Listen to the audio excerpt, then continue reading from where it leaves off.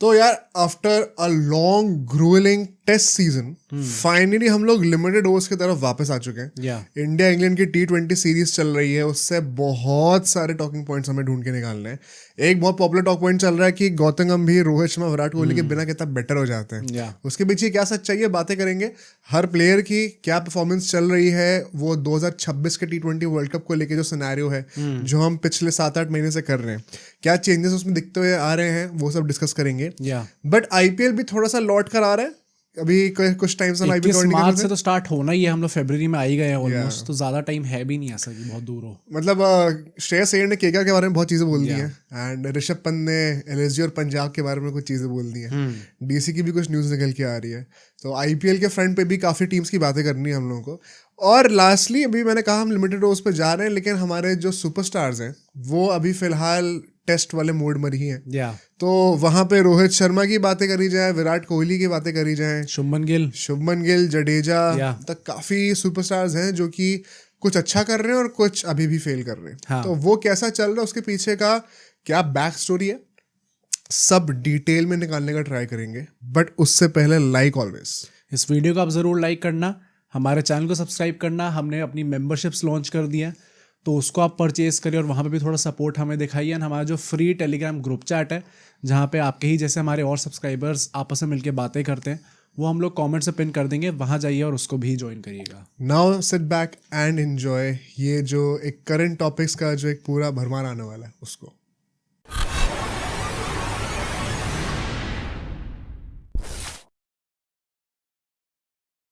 सबसे पहले सीधा शुरू कर देते हैं अभी जो T20 सीरीज चल रही है उसके बारे में बात करने से। 2 मैचेस हमने देख ली, लेकिन उससे काफी कुछ चीजें हमें क्लियरली दिख रही हैं और काफी चीजें रीइंफोर्स हो रही है। जो सबसे पहला सेगमेंट मैं चाहता हूं कवर करना, क्या गौतम गंभीर जेन्युइनली इंडियन टीम को इनविंसिबल बना देते हैं, अनबीटेबल बना देते हैं जब उनके ऊपर विराट कोहली और रोहित शर्मा को मैनेज करने की सरदर्दी नहीं होती है? तो ये एक बहुत पॉपुलर नैरेटिव है जो कि काइंड ऑफ चल रहा था बीजीटी से पहले भी, बट अब जिस तरीके से इंडिया डोमिनेट कर रही है वो दोबारा चीजें दिमाग में आती है। गौतम गंभीर टू बी वेरी ऑनेस्ट खुद भी बहुत रिलैक्स लगते हैं देखने में। हाँ, मतलब आई अंडरस्टैंड दिस एंड हमने काफ़ी ऑफ कैमरा जितने गेस्ट से बात करी, काफ़ी लोग कहते हैं कि, कुछ लोग तो ऐसा भी कहते हैं गौतम गंभीर ये माइंडसेट लेके ही आए थे टीम इंडिया में कि सीनियर्स को पुश आउट करना है, यंगस्टर्स को प्रमोट करना है। बट अगर हम लोग ओवरऑल भी देखें, थोड़ी एक कन्वीनियंस स्टेटमेंट आई थिंक ये, जो ऊपर से देख के लगेगा कि हाँ ये सच है। इसमें हमें ये भी पॉइंट कंसिडरेशन में लेना पड़ेगा कि गौतम गंभीर का फोर्टे एक्चुअली में T20s ही है। उसके अलावा उन्होंने ना ओडीआईज में इनफैक्ट कभी कोचिंग ही नहीं करी थी उन्होंने तो, बट ओडीआईज और टेस्ट को तो उन्होंने छुआ भी नहीं है दूर दूर तक। T20s उनका फोर्टे था, जहाँ पे उन्होंने मेंटोरशिप में रोल में थे वो, एंड केकेआर को उन्होंने जिताया था। तो आई थिंक थोड़ा सा एक कन्वीनियंस है, बड़ा कन्वीनियंट है कहना कि यार जब विराट कोहली और रोहित शर्मा नहीं होते, जो कि पिछले 10 साल के हमारे बिगेस्ट मैच विनर्स रहे हैं, उसके बिना गौतम गंभीर काफ़ी अच्छा खेल रहता है। ये चीज़ ज़रूर होगी। एंड जितने भी गेस्ट कहते हैं कि रोहित शर्मा और गौतम गंभीर इनकी आपस में बहुत अच्छी बन नहीं रही है, there are difference of ideas. यहाँ पे आप सूर्य कुमार यादव के साथ हो, जो आपके अंडर ही ग्रूम हुए थे केकेआर में, और आपके कहने पर ही इंडिया के कप्तान बने हैं। आप ही ने बनाया, या आपस में काफ़ी अच्छी बनती है। प्लस बहुत सारे ऐसे सीनियर फिगर्स हैं नहीं, everybody looks up to Gautam Gambhir. Whereas in the ODI and test team थोड़े कंटेम्प्रेरीज हैं जो कि साथ में खेले हुए हैं, तो एग्जैक्टली वो पावर डायनामिक सेट होना थोड़ा डिफिकल्ट होता है, जो कि द्रविड़ के साथ था। सो ये चीज़ नेचुरली ईजियर तो होगी गौतम गंभीर के लिए, बट उसके 2 पहलू हैं। एक यही है कि सीनियर्स बहुत ज़्यादा नहीं है, तो आप थोड़ा डोमिनेट कर सकते हो, एंड सेकेंडली आपका फोर्टे ही यही है, टेस्ट और ODI is not your forte right now. ये इंटरेस्टिंग पॉइंट है, इसको थोड़ा ब्रेक डाउन करते हैं। फर्स्टली ये बात तो कोई डिनाई कर ही नहीं सकता कि गौतम गंभीर का कोचिंग में कोई एक्सपीरियंस नहीं है। हाँ, सिर्फ मेंटरशिप में एक्सपीरियंस रहा है, एंड वो भी T20 फॉर्मेट में। द पॉइंट इज कि वो मेंटरशिप के रोल में भी जो टैक्टिकल साउंडनेस जो हमें देखने को मिलती है, वो जिस लेवल की हमें गौतम गंभीर से देखने को मिली है, परहैप्स वो इतने ब्लेस्ड हैं कि वो इंडियन टीम की भी T20 कोचिंग की कमान संभाल रहे हैं। हाँ, और उनको बिना किसी कोचिंग एक्सपीरियंस के भी कोई प्रॉब्लम नहीं हो रही, because as a mentor also वो टैक्टिकली इतने ब्रिलियंट थे कि बहुत ही सीमलेस ट्रांजिशन हो रहा है वहाँ पे। Eight the same time T20 के टैक्टिक्स एक सिंप्लीफाइड तरीके से मैं समझाऊं, जैसे जैसे हम लोग आगे बढ़ रहे हैं टाइम में, साल निकलते जा रहे हैं, T20 और टेस्ट मैचेस एक दूसरे से और उतना ही दूर होते जा रहे हैं, उतना ही ज्यादा स्पेशलाइजेशन आती जा रही है, उतनी ही ज्यादा अलग स्किल सेट आते जा रहे हैं, उनको जीतने का तरीका बहुत अलग होता जा रहा है। तो इस स्पेक्ट्रम ऑफ द लाइन पे अगर हम लोग देखें गौतम गंभीर को, जहाँ पे हम T20 रखें, यहाँ पे तो उनका फोर्टे है, और वो मतलब IPL में इतने साल खेल कर और बेंच पे मैनेजमेंट में टाइम स्पेंड करके वो बन चुका है, वो टैक्टिकली साउंड हो चुके हैं। बट जब हम एकदम ही उल्टे स्पेक्ट्रम की बात करते हैं, जहाँ पे टेस्ट मैचेस आते हैं, वो सिर्फ मेंटरिंग से वो स्किल्स नहीं आएंगे। In fact mentoring that too in T20, या तो आपने टेस्ट मैचेस में ही मेंटरिंग कर ली होती तो भी शायद हम कुछ कह सकते थे। और मे बी गौतम गंभीर इतने ज़्यादा टैक्टिकली साउंड हैं, इतने ज़्यादा क्विक लर्नर हैं कि वो अगर टेस्ट मैचेस की कोई लीग होती और उसमें अगर वो मेंटरिंग करते तो क्या पता वो टेस्ट के भी बहुत अच्छे कोच बन जाते। बट अभी तो वैसा नहीं दिख रहा। आई थिंक ODIs एक मिडिल ग्राउंड है जिसको आप थोड़ा सा प्रैक्टिस के साथ एस कर सकते हो, क्योंकि आज की डेट में ODIs एक बहुत ही एक अलग ही स्किल सेट के साथ तो नहीं आते। It is a combination of grit and acceleration. तो वो टेस्ट और T20 का थोड़ा सा मिश्रण आ जाता है वहाँ पर। तो आई थिंक उसमें सिर्फ एक ही सीरीज हुई है, तो गौतम गंभीर को जज करना फेयर नहीं है। But with time I can surely see him improving in the wide ball format also. अगर टेस्ट मैचेस की बात करें, मेन बात वहाँ पर आ रही है जो तुमने कहा सेकंड पॉइंट, अब उसको जरा ब्रेक डाउन करते हैं कि टेस्ट मैचेस में क्या ये प्रॉब्लम आ रही है कि उनका कोई एक्सपीरियंस नहीं है, या फिर रोहित शर्मा विराट कोहली का होना। इन माय ओपिनियन, फिर तुम बोलना, मुझे लगता है दोनों चीजें हैं। हाँ, फॉर श्योर। क्या लगता है इसका? मेरा भी यही था, जैसे मैंने T20 के लिए कहा कि यहाँ पे दो पहलू आएंगे, एक वो डोमिनेट कर सकते हैं बिकॉज वैसा टाइप के सीनियर्स नहीं है, एंड दूसरा उनका फोर्ट है वो है। टेस्ट में प्रॉब्लम इसलिए आ रही है क्योंकि एक वो ईगो क्लैश होगा आपका, क्योंकि सीनियर्स अवेलेबल हैं। 2 WTC फाइनल हम लोग पहुंचे हैं लगातार, तो जो भी 2 कप्तान रहे हैं, जो 2 सीनियर खिलाड़ी रहे हैं, उन सबके एक सोचने का तरीका है, बहुत टाइम से टीम के अंदर है। Plus whether you like it और नॉट, वो सुपरस्टार कल्चर इम्बाइब्ड है थोड़ा बहुत, जहाँ पे एक वो पोजिशन पे अपने आप को एक पेडेस्टल पे रखते हैं, and they don't expect the coach to take the centre stage or even want to be taking the centre stage. तो आई थिंक, क्या ये मतलब तुम प्लेयर्स के लिए कह रहे हो? हाँ, पहले ये तो जॉन राइट के अंडर भी जो हम लोग कह रहे थे, जब भी हमने वीडियोस कवर करी हैं कि Greg Chappell wanted to take the centre stage, वो प्लेयर्स को पसंद आता नहीं था। मतलब क्या सेंटर स्टेज लेना सही एक स्टेटमेंट है बोलना, या फिर ये कि मैं आ रहा हूँ, अब मेरे एक बहुत ही स्ट्रॉन्ग आइडियाज और ओपिनियंस हैं, एंड मुझे पास्ट में उससे रिजल्ट मिला है, तो मैं चाहता हूँ कि अब आप मेरी तरीके से चलें। डज नॉट मीन कि मैं सेंटर स्टेज रहूँगा हर चीज़ का, बट टीम किस तरीके से खेलेगी उस पर मेरा एक इम्प्रिंट होना ज़्यादा ज़रूरी है। I think a lot of it also depends कि मीडिया किस तरीके से काम करती है। हाँ, मीडिया तो पूरी कोशिश कर रही है कि गौतम गंभीर को T20 फॉर्मेट का सेंटर स्टेज बनाया जाए। हाँ। एक सैड रियलिटी, जैसे फॉर एग्जांपल मैं आपको बताता हूँ, अभी हम लोग थंबनेल ही बनाएंगे इसका, इफ यू हैव गौतम गंभीर फॉर द T20 पॉडकास्ट, तो ज़्यादा व्यूज आएंगे एज कम्पेयर टू अगर मैं किसी प्लेयर को डालूंगा। हाँ। तो वो है क्लियरली। यार आपको लास्ट टाइम कब ये याद है, आप सब मुझे बताओ, कि किसी कोच का डेब्यू हो रहा है और सारे मार्केटिंग और पोस्टर्स जो हैं उसमें उस कोच की शक्ल ज्यादा बनी हुई है, बड़ी सी, और प्लेयर्स नीचे छोटे छोटे। I think probably the last time was when Dhoni became the mentor. उस टाइम पे धोनी के बनने लग गए थे, मेंटोर सिंह धोनी। उसके बाद से इवन राहुल द्रविड़ वो खुद भी नहीं चाहते थे, प्लस मीडिया ने वैसे पोर्ट्रे भी नहीं करा उनको। गौतम गंभीर के आने से पहले ही media was so hyped because उनकी स्टेटमेंट्स इतनी वैसी टाइप की होती हैं। हाँ, एंड ऑल ऑफ अस, या एक वो डिसिप्लिनेरियन टाइप के लगते हैं जो डिसिप्लिन इम्बाइब करेंगे टीम के अंदर। तो media and the fans alike दोनों बहुत ज़्यादा हाइप थे उस चीज़ को लेके। आई डोंट नो प्लेयर्स का क्या होता है इसमें, क्योंकि I would not like to think so ऐसा होता होगा, बट हो सकता है ऐसा कि प्लेयर्स को भी लगता हो कि भाई ये तो आदमी आके यही बना हुआ है टीम का फेस, तो यही सबसे आगे लग रहा है, हमारा क्या होने वाला है। तो वो चीज़ है या नहीं है, इतने सिक्योर हैं प्लेयर्स या नहीं है, वो आई एम नॉट श्योर। नहीं, देखो अभी हम लोग बात स्पेसिफिकली 2 प्लेयर्स की कर रहे हैं, विराट कोहली एंड रोहित शर्मा। क्या उनके साथ ये इशू है? आई डोंट थिंक सो। पता नहीं भाई, मुझे तो मतलब मैं एक बात बता देता हूँ, मैं जितने भी कॉन्वर्सेशंस करी हैं, मुझे कभी विराट कोहली का तो भाई बाद के बाद ना मेरा नीचे ही जाता रहता है चीज़ें। एंड ये मेरा अपना नहीं है, मैं तो ऑनेस्टली आप सबको बता दूँ कि मैं विराट कोहली का I am a huge fan, but उसके बाद Virat Kohli was your introduction to cricket, या और उसके बाद जो चीज़ें मुझे सुनने को मिलती है ना बार बार लोगों से, उसके चक्कर में मेरा वो नीचे ही जाता रहता है।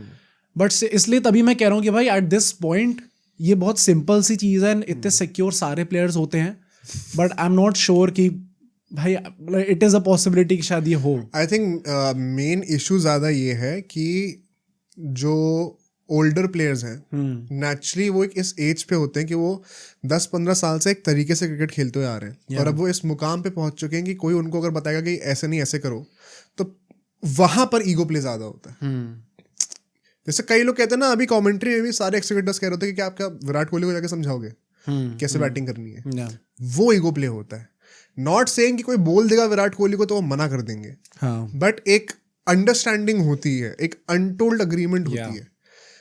इसमें प्रॉब्लम है definitely I think. Secondly, Rohit Sharma की अगर बात करें as a captain, Virat Kohli तो एज अ प्लेयर खेल रहे हैं अभी, but he has certain ideas, उनको उससे सक्सेस मिली है, एक वर्ल्ड कप जीते हैं वो, टू द पॉइंट कि उन्होंने राहुल द्रविड़ को भी कन्विंस करा था कि हम T20 में एक अग्रेसिव अप्रोच रखना चाहते हैं, हमेशा एंकरिंग नहीं चाहते हैं। एंड राहुल द्रविड़ को भी अपना थॉट प्रोसेस कॉम्प्रोमाइज करके प्लेयर्स के साथ आना पड़ा था सेम पेज पर। क्या गौतम गंभीर वैसे कोच है? नहीं, मुझे नहीं लगता। एक तो क्या ऐसा लगता है तुम्हें कि रोहित शर्मा के दिमाग में, just putting a thought out there, कि क्या रोहित शर्मा को ऐसा कभी लगता है, सी जब से वो बंदा टीम के अंदर है, जब से हम लोग टेस्ट में ही हैज नेवर बीन मतलब स्पोकन अबाउट कि यार ये बंदा है जो कि टेस्ट टीम संभालता है, सुप्रीम कैप्टन है। जब से वो बंदा कैप्टन बना है तब से हमेशा ये है कि यार विराट कोहली को इनने गलत तरीके से निकाल दिया, विराट कोहली को रखना चाहिए था, विराट कोहली को कैप्टन बनाओ। एक जगह वो प्ले हो रहा है लगातार, और फिर अब दूसरा आदमी भी आ गया भाई गौतम गंभीर, तो गौतम गंभीर के हिसाब से टीम चलनी चाहिए, रोहित शर्मा के हिसाब से क्यों चल रही है? तो कहीं ना कहीं यार अब any player is bound to get irritated by this कि यार मैं 2 साल से 3 साल से लगा पड़ा हूं, हाँ, और मैं अब तुम लोग हर किसी को, मेरे अलावा जो कप्तान है उसके अलावा हर किसी के हिसाब से टीम चलनी चाहिए। एंड सो यही जो मैंने कहा ना कि ये दोनों रीजंस हैं इसके पीछे, कि गौतम गंभीर को जब खुद अपने को कंट्रोल में होते हैं तो बेटर करते हैं, और सीनियर प्लेयर्स के साथ इशू आ रहा है क्लियरली। मुझे लगता है ये प्रॉब्लम है। ऑफ कोर्स गौतम गंभीर का टेस्ट मैचेस में वो कंट्रोल नहीं है, बट आई स्टिल बिलीव कि जब सीनियर्स निकल जाएंगे टीम से, डोंट बी सरप्राइज्ड अगर टीम थोड़ा सा बेटर परफॉर्म करे तो। मुझे ऐसा लगता है ये पॉसिबिलिटी है, नॉट सेइंग कि हो जाएगा, बट एक पॉसिबिलिटी ये है डेफिनेटली। क्योंकि एक तो आई बिलीव कि टेस्ट मैचेस में यंगस्टर्स के साथ रिजल्ट निकालना ज़्यादा मुश्किल है एज अपोज टू T20s, तो इतना आसान होगा नहीं। बट मुझे लगता है गौतम गंभीर जैसे कोच के साथ मेन चक्कर ये होता है कि हमें अगर एक अप्रोच रखना है तो वो मेरे हिसाब से होना चाहिए। अगर उसके बाद रिजल्ट नहीं आते, मैं फुल रिस्पॉन्सिबिलिटी ले रहा हूँ, but I have certain thoughts and ideas, हम उस डायरेक्शन में मिलकर काम करेंगे। मुझे ये नहीं लगता कि विराट कोहली या रोहित शर्मा टीम को तोड़ने का सोच रहे हैं कि मेरी कोच से नहीं बनने से लग रही है, और मुझे नहीं लगता कि गौतम गंभीर ये सोच रहे हैं कि इन प्लेयर से मेरी नहीं बनती है तो टीम को तोड़ दिया जाए, माहौल खराब कर दिया जाए। आई थिंक सब लोग का अल्टीमेट पर्पस वही है कि टीम बेहतर खेले, बट वो था ना कि एक डेस्टिनेशन के बहुत अलग अलग रूट्स होते हैं। तो गौतम गंभीर का जो रूट है, ये कोइंसिडेंस नहीं है कि गौतम गंभीर के आते ही हार्दिक पांड्या को कप्तानी से हटा दिया गया, एंड सूर्य कुमार यादव जो कि of all people kind of, आप कह सकते हो गौतम गंभीर की ही फाइंड थे जब वो KKR में थे, उनको KKR का वाइस कैप्टन भी बनाया गया था एक पॉइंट ऑफ टाइम पे। ऐसा कहा जाता है कि गौतम गंभीर का हमेशा से प्लान था कि KKR से जब वो जाएंगे, रिटायर होंगे, तो Surya Kumar Yadav next big thing बनेंगे। अच्छा, हमेशा से वो था प्लान उनका। तो जब वो अभी कोच नहीं थे तब भी तो कितनी बार कहते थे कि Surya Kumar Yadav all format player हैं, नंबर 3 पे खेलना चाहिए, ऐसे करना चाहिए। तो कहा था कि विराट कोहली कहाँ खेलेंगे फिर। तो जब वो इतनी लाइकिंग थी, हमेशा से इतना ट्रस्ट था, तो गौतम गंभीर नेचुरली उसी इंसान को कैप्टन बनाने वाले थे, एंड रिजल्ट्स दे रहे हैं भाई वो। मतलब स्काई को एज अ कैप्टन मुझे नहीं लगता किसी ने इतना ऊपर आंका होगा कि इतना अच्छा करेंगे। जैसे टाइप का रिकॉर्ड अभी तक चलता आ रहा है, नेचुरली उसकी कैप्टेंसी की दाद देनी पड़ेगी। और यार बात अब वो भी है, ऐसे नहीं कि आपने सिर्फ वीक टीम से अगेंस्ट जीता है, कि बांग्लादेश के अगेंस्ट जीत गए, आपने साउथ अफ्रीका में जाकर खेला अच्छा, आप इंग्लैंड को अभी धो रहे हो घर पे, तो बड़ी टीम्स भी आने लग गई हैं, and it's just the brand of cricket that you are playing. मतलब कोई आस पास भी नहीं है आपके अभी। मतलब आई थिंक ये है, प्लस ऑल्सो जो उन्होंने खुद भी कहा था, I don't just want to become a captain, I also want to become a leader. जैसे उन्होंने तिलक वर्मा को अपनी जगह देके उनको प्रमोट करा, बहुत बड़ी बात होती है। वो नंबर 3 पर अच्छा खासा खेल रहे थे एंड फ्रैंकली स्पीकिंग किसी की हिम्मत नहीं होनी चाहिए कि वो सूर्य कुमार यादव की जगह ले सकता है इस टीम में, T20 टीम में. बट उनने तिलक वर्मा यंगस्टर उनको चांस दिया and we are all seeing what he is doing right now. खुद को नीचे करा उसके चक्कर में. हाँ, वो भी क्या उनका फॉर्म थोड़ा डगमगाया उसकी बात करेंगे हम लोग. बट ऐसे टाइप के सेल्फलेस कॉन्ट्रीब्यूशंस देना टीम को जिसमें you are not only thinking about yourself but कि टीम में जो मेरे साथ यंगस्टर्स हैं, क्योंकि T20 टीम में it is full of youngsters भाई सब इस टाइम पे. तो उनको वो विश्वास दिलाना, उनको वो अपॉर्चुनिटी देना कि चलो लास्ट के 2 ओवर बचे, हमें पता है मैं मैच जीत जाऊंगा, हो सकता है मैं जाके अपनी एवरेज अच्छी कर लूँ, मैं नॉट आउट रह के आऊँगा और रन भी मार दूंगा. बट नहीं यार, एक यंगस्टर को भेज देते हैं, एक्सपीरियंस मिल जाएगा. अब पता मैं एक बोल्ड स्टेटमेंट देना चाहता हूँ यहाँ पे. आई वांट कि सब लोग अपने थॉट शेयर करें कमेंट में, तुम भी बताना. यस, गौतम गंभीर is better without Rohit and Virat. And secondly वो इतना बेहतर है कि इंडिया इस वक्त T20 फॉर्मेट में best team in the world है और कोई आस पास भी नहीं है. मैं बहुत कॉन्शियसली बोल रहा हूँ जो मैं बोल रहा हूँ, ये मैंने ट्वीट भी किया था. इंडिया T20 फॉर्मेट में इस वक्त वर्ल्ड की बेस्ट टीम है और कोई आस पास भी नहीं है उनके, कोई क्लोज सेकंड भी नहीं है. ऑस्ट्रेलिया नहीं है, इंग्लैंड नहीं है, साउथ अफ्रीका नहीं है. ये जो टीम अभी गौतम गंभीर और स्काई ने बनाई है ना, आप चलो मैं टेक्निकली इसको प्रूव करता हूँ. Just look at the combinations. अभी के मैच का ही निकाल के देख लो. संजू सैमसन, अभिषेक शर्मा, तिलक वर्मा, सूर्य कुमार यादव, हार्दिक पांड्या, रिंकू सिंह, अक्षर पटेल, वॉशिंगटन सुंदर. लेफ्ट हैंड राइट हैंड कितना इवनली डिस्ट्रीब्यूटेड है. नंबर 8 पे नौ इंडिया ऑफिशियली एक सर्टिफाइड बैटर को खिला रही है, एक बॉलिंग ऑलराउंडर को नहीं खिला रही है. एक बैटिंग ऑलराउंडर हो जाए भली. बॉलिंग ऑप्शन 7-8 हैं आपके पास. हर किसी से बॉलिंग करवाई जा रही है. Rinku Singh to the point ये भी कहने लग गए कि मैं अपनी बॉलिंग पे एक्स्ट्रा फोकस कर रहा हूं. ये T20 मॉडर्न T20 क्रिकेट की जो समझ है ना, ये गंभीर ने बिना कभी कोचिंग करे इतने अच्छे से नेल करी है कि इस वक्त Indian T20 team best in the world है. एंड आप ये भी आर्ग्यू कर सकते हो कि जो जिस लेवल का डोमिनेशन और फियरलेसनेस के साथ ये टीम खेलती है, इस टीम में पोटेंशियल है कि ये इंडियन क्रिकेट की हिस्ट्री की बेस्ट T20 टीम बन सकती है अगले 5 साल में. हाँ, ये सारे यंगस्टर्स तो अपने पीक पर भी नहीं आए हैं भाई. लेट 20s अर्ली 30s में जब भी आएंगे तुम सोच सकते हो कैसा होगा अभी. मतलब वेरी ऑनेस्टली स्पीकिंग वो बार बहुत ऊंचा है भी नहीं. मतलब Indian team in T20 world cups we have never seen कि भाई एक डोमिनेंट फोर्स है बहुत ज्यादा. 2007 में जीते थे तब इंडिया क्या वो वर्ल्ड क्रिकेट को एक्सपीरियंस ही नहीं. T20 खेल के गए थे हम लोग वर्ल्ड कप में. 24 में जीते, nobody was giving us any backing कि हम जीतने वाले.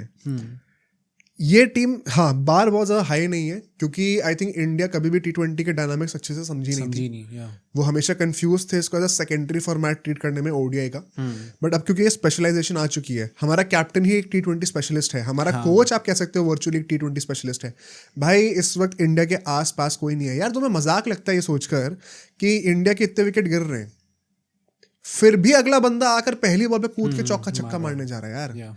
ये अप्रोच का एकदम 180 डिग्री जो ट्विस्ट है ना. And what I hate is कि लोग अब ऑनलाइन कमेंट करते हैं कि जिस दिन 3-4 विकेट गिर जाएंगे उस दिन विराट कोहली ऐसा बंदा लगेगा.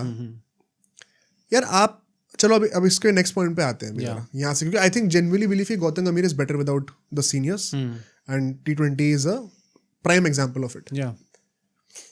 Let's first talk about sky. ये जो विराट कोहली वाला जो कंपैरिजन है ना, इसको हम लोग अगले पॉइंट में कवर करते हैं जरा और डिटेल में. स्काई का क्या फॉर्म गिर रहा है क्योंकि वो भी नंबर 3 के कभी कभी खेलते हैं. अब तो तिलक वर्मा के साथ वो ऑल्टरनेट कर रहे हैं. बट जो विराट कोहली की ओरिजिनल पोजीशन थी, जब से वो कप्तान बने हैं उसके बाद सुनने 1-2 50 मारी हैं. अब कब जो T20 वर्ल्ड कप के बाद से वो बने थे कप्तान, पिछले 6 मैचेस में उनके 38 रन है. साउथ अफ्रीका टूर उनका अच्छा नहीं गया था, मतलब 6 पॉइंट समथिंग की एवरेज है भाई. हाँ, एंड अपना अभी जो इंग्लैंड के साथ चल रहे हैं T20s वो भी उनके कुछ खास अच्छे नहीं जा रहे. South Africa as I said पूरा ही काफी गंदा गया था जिसमें सैमसंग तिलक वर्मा दोनों एक्सेल करे थे. करेक्ट. तो थोड़ी सी प्रॉब्लम तो दिख रही है. अब मैं वही कह रहा हूँ कि maybe it is too soon to जज. एकदम से आप कह दो अच्छा नहीं कप्तानी का भार आ गया इसलिए सूर्य कुमार यादव की परफॉर्मेंस गिर गई है. In saying that we have seen this before कि जब आपको कप्तानी दी जाती है तो आप किसी एक चीज़ में एक्सेल करते हो. या तो आप शायद बैटिंग में एकदम ही ऊपर चले जाओगे जैसे विराट कोहली चले गए थे, बट शायद आपकी कप्तानी थोड़ी सी नीचे रह जाए उसके चक्कर में. या फिर आप कप्तानी बहुत ऊंची कर दोगे पर उसके चक्कर में आपकी बैटिंग थोड़ी सी नीचे चली जाएगी. सो आई स्टिल थिंक कि एक वो प्रॉपर हमें इतना सैम्पल साइज है नहीं जिससे हम जज कर दे कि अच्छा ये हो रहा है सूर्य कुमार यादव के साथ, but what ever it is उनका फॉर्म तो खास अच्छा नहीं चल रहा। अभी कोई कमेंट करने से पहले सुन लेना कि वाइट बॉल की बात हो रही है अभी, ये नहीं कि विराट कोहली ने तो रेड बॉल में कप्तानी तगड़ी करी थी, नहीं कॉन्टेक्स्ट समझ जाना। तो देखो पॉइंट अब यहाँ पे क्या होता है कि क्लियरली एक ये पैरेलल ड्रॉ करना बहुत आसान है कि जब से कप्तानी करें तब से एक बार ड्रॉप आया है।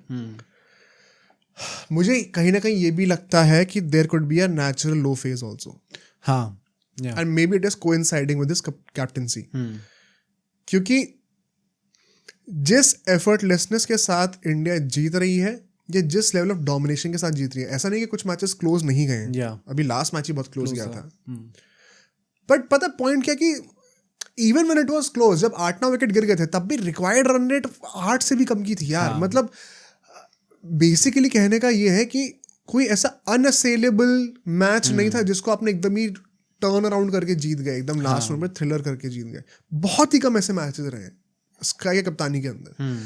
मोस्टली आप एंड तक डोमिनेट ही कर रहे हो, तो इन दी प्रोसेस अगर विकेट गिर भी जाए तो भी कभी नेट का प्रेशर ही नहीं आएगा या रन रेट का प्रेशर ही नहीं आएगा। सो मुझे नहीं लगता पर्सनली, प्लस आप सिर्फ एक ही फॉर्मेट अभी खेल रहे हो eight this point of time, तो मुझे नहीं लगता कि कप्तानी का बर्डन इतना ज़्यादा हो जाएगा कि आपकी बैटिंग बहुत ज़्यादा इफेक्ट हो जाए उससे। इन saying that clearly her player के फेजेस होते हैं, एक अप फेज आता है, एक डाउन फेज आता है। उसमें आई थिंक कहीं ना कहीं सूर्य कुमार यादव का अभी वो नॉट सो गुड फेज चल रहा है as a batter, as a captain he is doing great. Plus ये भी मुझे लगता है कहीं ना कहीं कि क्योंकि सूर्य कुमार यादव को now he has to lead by example, और पहले हम कहते थे पिछले साल तक या पिछले 2-3 साल से पहले कि स्काई एक वैसा प्लेयर है जो कि गेम चेंजर है, जो कि आके रन रेट तुरंत बदल देगा। Now sky is just one of those 11 players जो कि वैसे हैं। यही ब्यूटी है इस टीम की। Every guy that will come out to bat, वो उस लेवल की बैटिंग करके एटलीस्ट ट्राई करेंगे, वो डरेंगे नहीं। SKY has to lead by example, और ये brand of cricket high risk high return होने वाला है। जब आपके पास नंबर 8 नंबर 9 तक बैटिंग है, भाई डोंट बी सरप्राइज अगर आने वाले टाइम पे हर्षित राणा एक रेगुलर बनते हैं team because of his batting. अगर इतनी डीप बैटिंग है और आप कप्तान हो, यू हैव नो रीजन कि आप अपनी 50 के लिए खेलने जाओ या 100 के लिए खेलने जाओ। आप अटैकिंग अग्रेसिव क्रिकेट ही खेलोगे। हर बॉल पे एक परसेंटेज शॉट आप देखने को, which may not be in your favour, देखने को मिल सकता है। एंड सो रिस्क ज्यादा है तो आप जल्दी आउट हो भी सकते हैं। आई think the good thing is कि इस टीम में कोई भी अभी भी ऐसा नहीं लग रहा कि उसको अपनी जगह के लिए खेलना पड़ेगा। Everybody is playing for the team. इसके पीछे क्रेडिट किसको जाता है? और भी ऑब्वियसली सूर्य कुमार यादव एंड गौतम गंभीर को। I think more so with Gautam गंभीर। हाँ डेफिनेटली। प्लस आई थिंक मतलब इन जनरल भी आप देखोगे कि गंदा परफॉर्म कर रहे हैं तो कर रहे हैं, कोई बात नहीं, स्काई आएगा और मारने वैसे ही जाएगा। सैमसंग के चलो उस टाइम पे बहुत अच्छा चल रहा था, पहले मैच में रन नहीं आया, सडनली लोग सवाल पूछ रहे, कोई बात नहीं खेलूंगा तो मैं वैसे ही खेलूंगा। अभिषेक शर्मा भाई, अभिषेक शर्मा तो हाँ, मतलब उनके ऊपर तो इंग्लैंड ये इस सीरीज में आते इतने सारे क्वेश्चन हो गए थे कि यार दिस इज अ डू और डाई सीरीज। पहले मैच में आके उन्होंने एकदम ही मार दिया, बातें करेंगे भी आगे, पीट दिया, और फिर सेकंड मैच में चलो नहीं हुआ पर नहीं खेलूंगा मैं वैसे ही। तो वो टीम की आइडेंटिटी एकदम इम्पैक्ट है एंड एवरीबडी बिलीव्स कि हम ऐसे खेलेंगे तो obviously you can't win every match. कुछ ना कुछ मैचेस आप हारोगे ही हारोगे, बट जब तक आप वो आइडेंटिटी मेंटेन करके रखोगे जो कि स्काई एंड गौतम गंभीर ने मिलके सेट करी है और वो सिक्योरिटी दी है, तब तक कोई डरेगा नहीं player. And so that is the reason why I think कि स्काई का एक तो ये भी होता है ना कि डेफिनेटली अगर एक एडेड रिस्पॉन्सिबिलिटी है तो you are less stressed about your own result, you are more focused on कि आगे क्या हो रहा है। क्या उसको क्या कहा जाता है कि कप्तानी की वजह से बैटिंग डाउनग्रेड हो गई है? परहैप्स आप कह सकते हो। मेरे हिसाब से to sum this up, it is more to do with just a low phase and the brand of cricket, जिसको अब मतलब Surya Kumar Yadav has to be the leader of the example कि सबको ऐसे खेलना है तो मैं भी ऐसे खेलूंगा। देखो अगर हम लोग अभिषेक शर्मा की बातें करते हैं कि बहुत high risk high return game है तो हर मैच में रन नहीं आएंगे, SKY is virtually no different. It's just that वो ज्यादा पॉलिश्ड है, उनको ज्यादा कॉन्फिडेंस है अपनी शॉट्स पे, उनको एंगल्स का ज्यादा अच्छा पता है, तो वो उस ही लेवल ऑफ रिस्क पे एक बेटर सक्सेस रेट दे सकते हैं कि अगर अभिषेक शर्मा 10 में से 4 गेम में चल रहे हैं तो स्काई शायद 10 में से 7 में चलेंगे, क्योंकि वो बेटर एज में ज्यादा है, बेटर है, बहुत सालों से वो चीज रिपीट करते हुए आ रहे हैं। But that does not mean कि स्काई का ब्रांड ऑफ क्रिकेट कोई डिफरेंट है, और उस ब्रांड ऑफ क्रिकेट में नेचुरली लो फेजेस आएंगे ही आएंगे। So I don't think we need to read too much into it. अभी भी वो बेस्ट T20 प्लेयर हैं हमारे टीम के, कोई डाउट ही नहीं है इसमें। जो नेक्स्ट पॉइंट होने वाला है, तिलक वर्मा की जरा बातें करते हैं। अभी उन्होंने विराट कोहली वाली स्टेटमेंट दी थी। देखो, Tilak Varma can definitely be the next number 3 and मुझे लगता है सूर्य कुमार यादव को कोई ऐसा इशू आएगा नहीं इस चीज में, क्योंकि वो कोहली के साथ भी नंबर 4 पे कई बार खेले हुए हैं। अभी ऋषभ पंत जब खेल रहे थे नंबर 3 पे तो स्काई नंबर 4 पर थे, तो उनके लिए बहुत डिफरेंट नहीं होने वाला। प्लस मैं ये भी कहूंगा कि पता है eight this point of time जो ब्रांड ऑफ क्रिकेट हम लोग खेल रहे हैं, पोजिशन डज नॉट मैटर, सबका सेम ही गेम प्लान होने वाला है, चाहे आप नई बॉल से खेलो चाहे पुरानी बॉल से खेलो। तो स्काई को तो कोई फर्क नहीं पड़ने वाला, the kind of player that he is. Tilak Varma ने जिस तरीके से आके in the past few months own up करा है नंबर 3 की पोजीशन को, पैरेलल जा रहे हैं कि हमने अपना नेक्स्ट विराट कोहली ढूंढ लिया T20 फॉर्मेट में। जो पूरे वो निकल के आई थी स्टोरी उसकी कि उनके रन नहीं आ रहे थे, वो कमबैक करके आए थे टीम के अंदर। पहले रियान पराग को आ गए थे वो, करेक्ट, फिर रियान पराग इंजर हुए तो तिलक वर्मा वापस आ गए टीम के अंदर।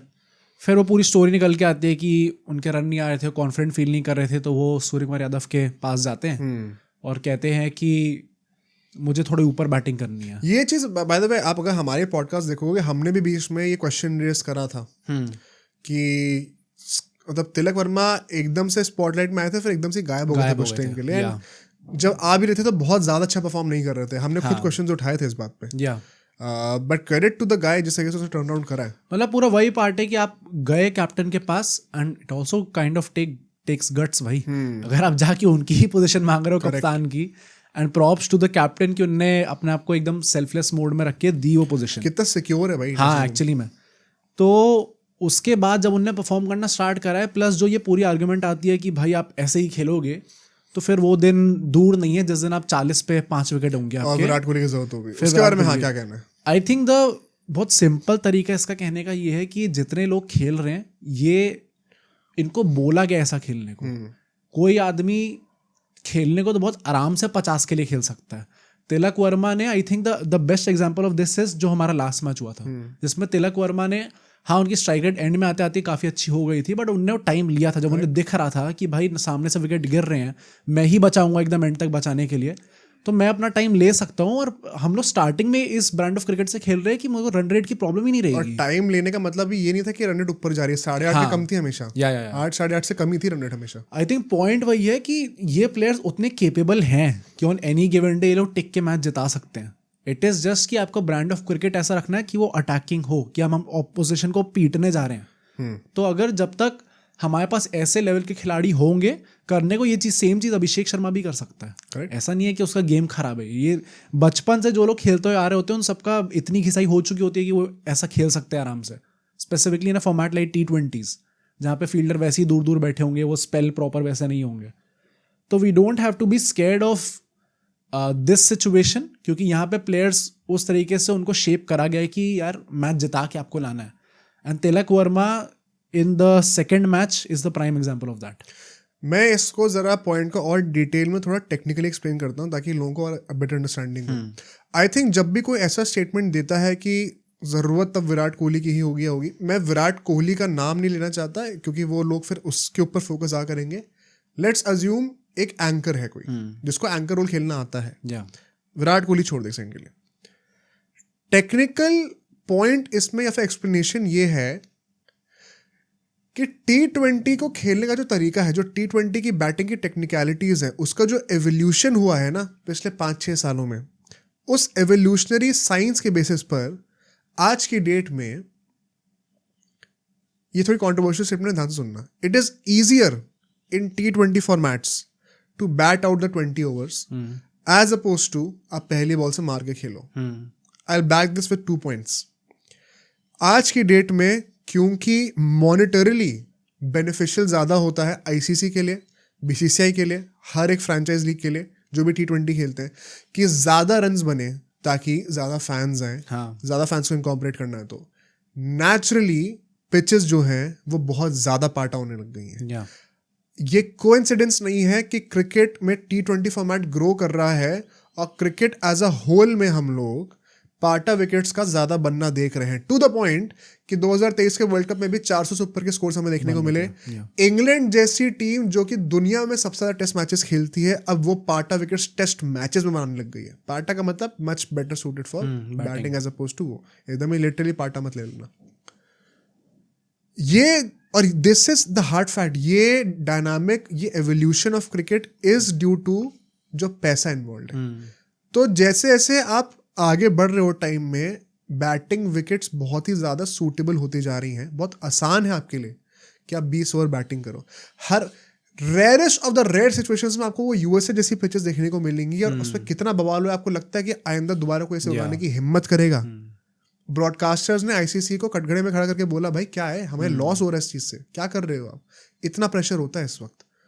आई वुड हाईली रिकमेंड आप हमारा चंद्रेश सर के साथ का पॉडकास्ट देखो, उससे आपको समझ में आएगा कि वर्ल्ड कप के मैचेस जो कहते हैं ना कि इंडिया पाकिस्तान हमेशा एक ग्रुप में क्यों होते हैं, ये सब 5-6 साल पहले से फिक्स्ड होता है कि इनको सेम ग्रुप में कॉन्ट्रैक्ट में होती है चीज, क्योंकि आपको पहले ही पैसे मिल गए होते हैं इस चीज के ब्रॉडकास्टर से, तो वो पहले से ही वर्ल्ड कप पूरा फाइनेंशियली सिक्योर्ड होता है 3-4 साल पहले से, क्योंकि ब्रॉडकास्टर को गारंटी दे रखी है कि इंडिया पाकिस्तान का मैच होगा।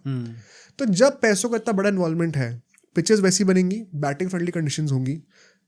जब बैटिंग फ्रेंडली कंडीशंस हो रही हैं तो 20 ओवर सिर्फ बैटिंग करके टिकना सबसे आसान काम है।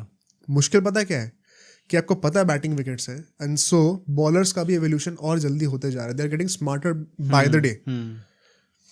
ये हमने दीपक सर के साथ एक पॉडकास्ट किया था, उसमें भी हमने डिस्कस करा था कि बॉलर्स हमेशा इवॉल्व करते रहते हैं। अब होने क्या वाला है कि क्योंकि बॉलर्स इवॉल्व कर रहे हैं, they will find out ways to get you out even if the wicket is too good for batting. Now it is your duty to make the best of the conditions कि हाँ मुझे batting wicket मिल गई, अगर इसमें मैं पूरा खेलने जाऊंगा तो बेइज्जती मेरी होगी, इतनी अच्छी विकेट पे आप क्या टिक कर आ रहे हो। एग्जैक्टली। तो मुझे तो पहली बॉल से अटैकिंग ही माइंडसेट से जाना है, बट अब बॉलर्स भी इवॉल्व कर चुके हैं, सिर्फ मेरा अटैकिंग माइंडसेट होने से कुछ नहीं होता, मैं आउट फिर भी हो सकता हूँ। अब क्या मैं इस अटैकिंग माइंडसेट के साथ विद इवॉल्व बॉलर्स फिर भी डोमिनेट कर सकता हूँ? क्योंकि नहीं करूंगा तो गाली मुझे ही पड़ेगी अच्छी विकेट पर रन नहीं मारे तो।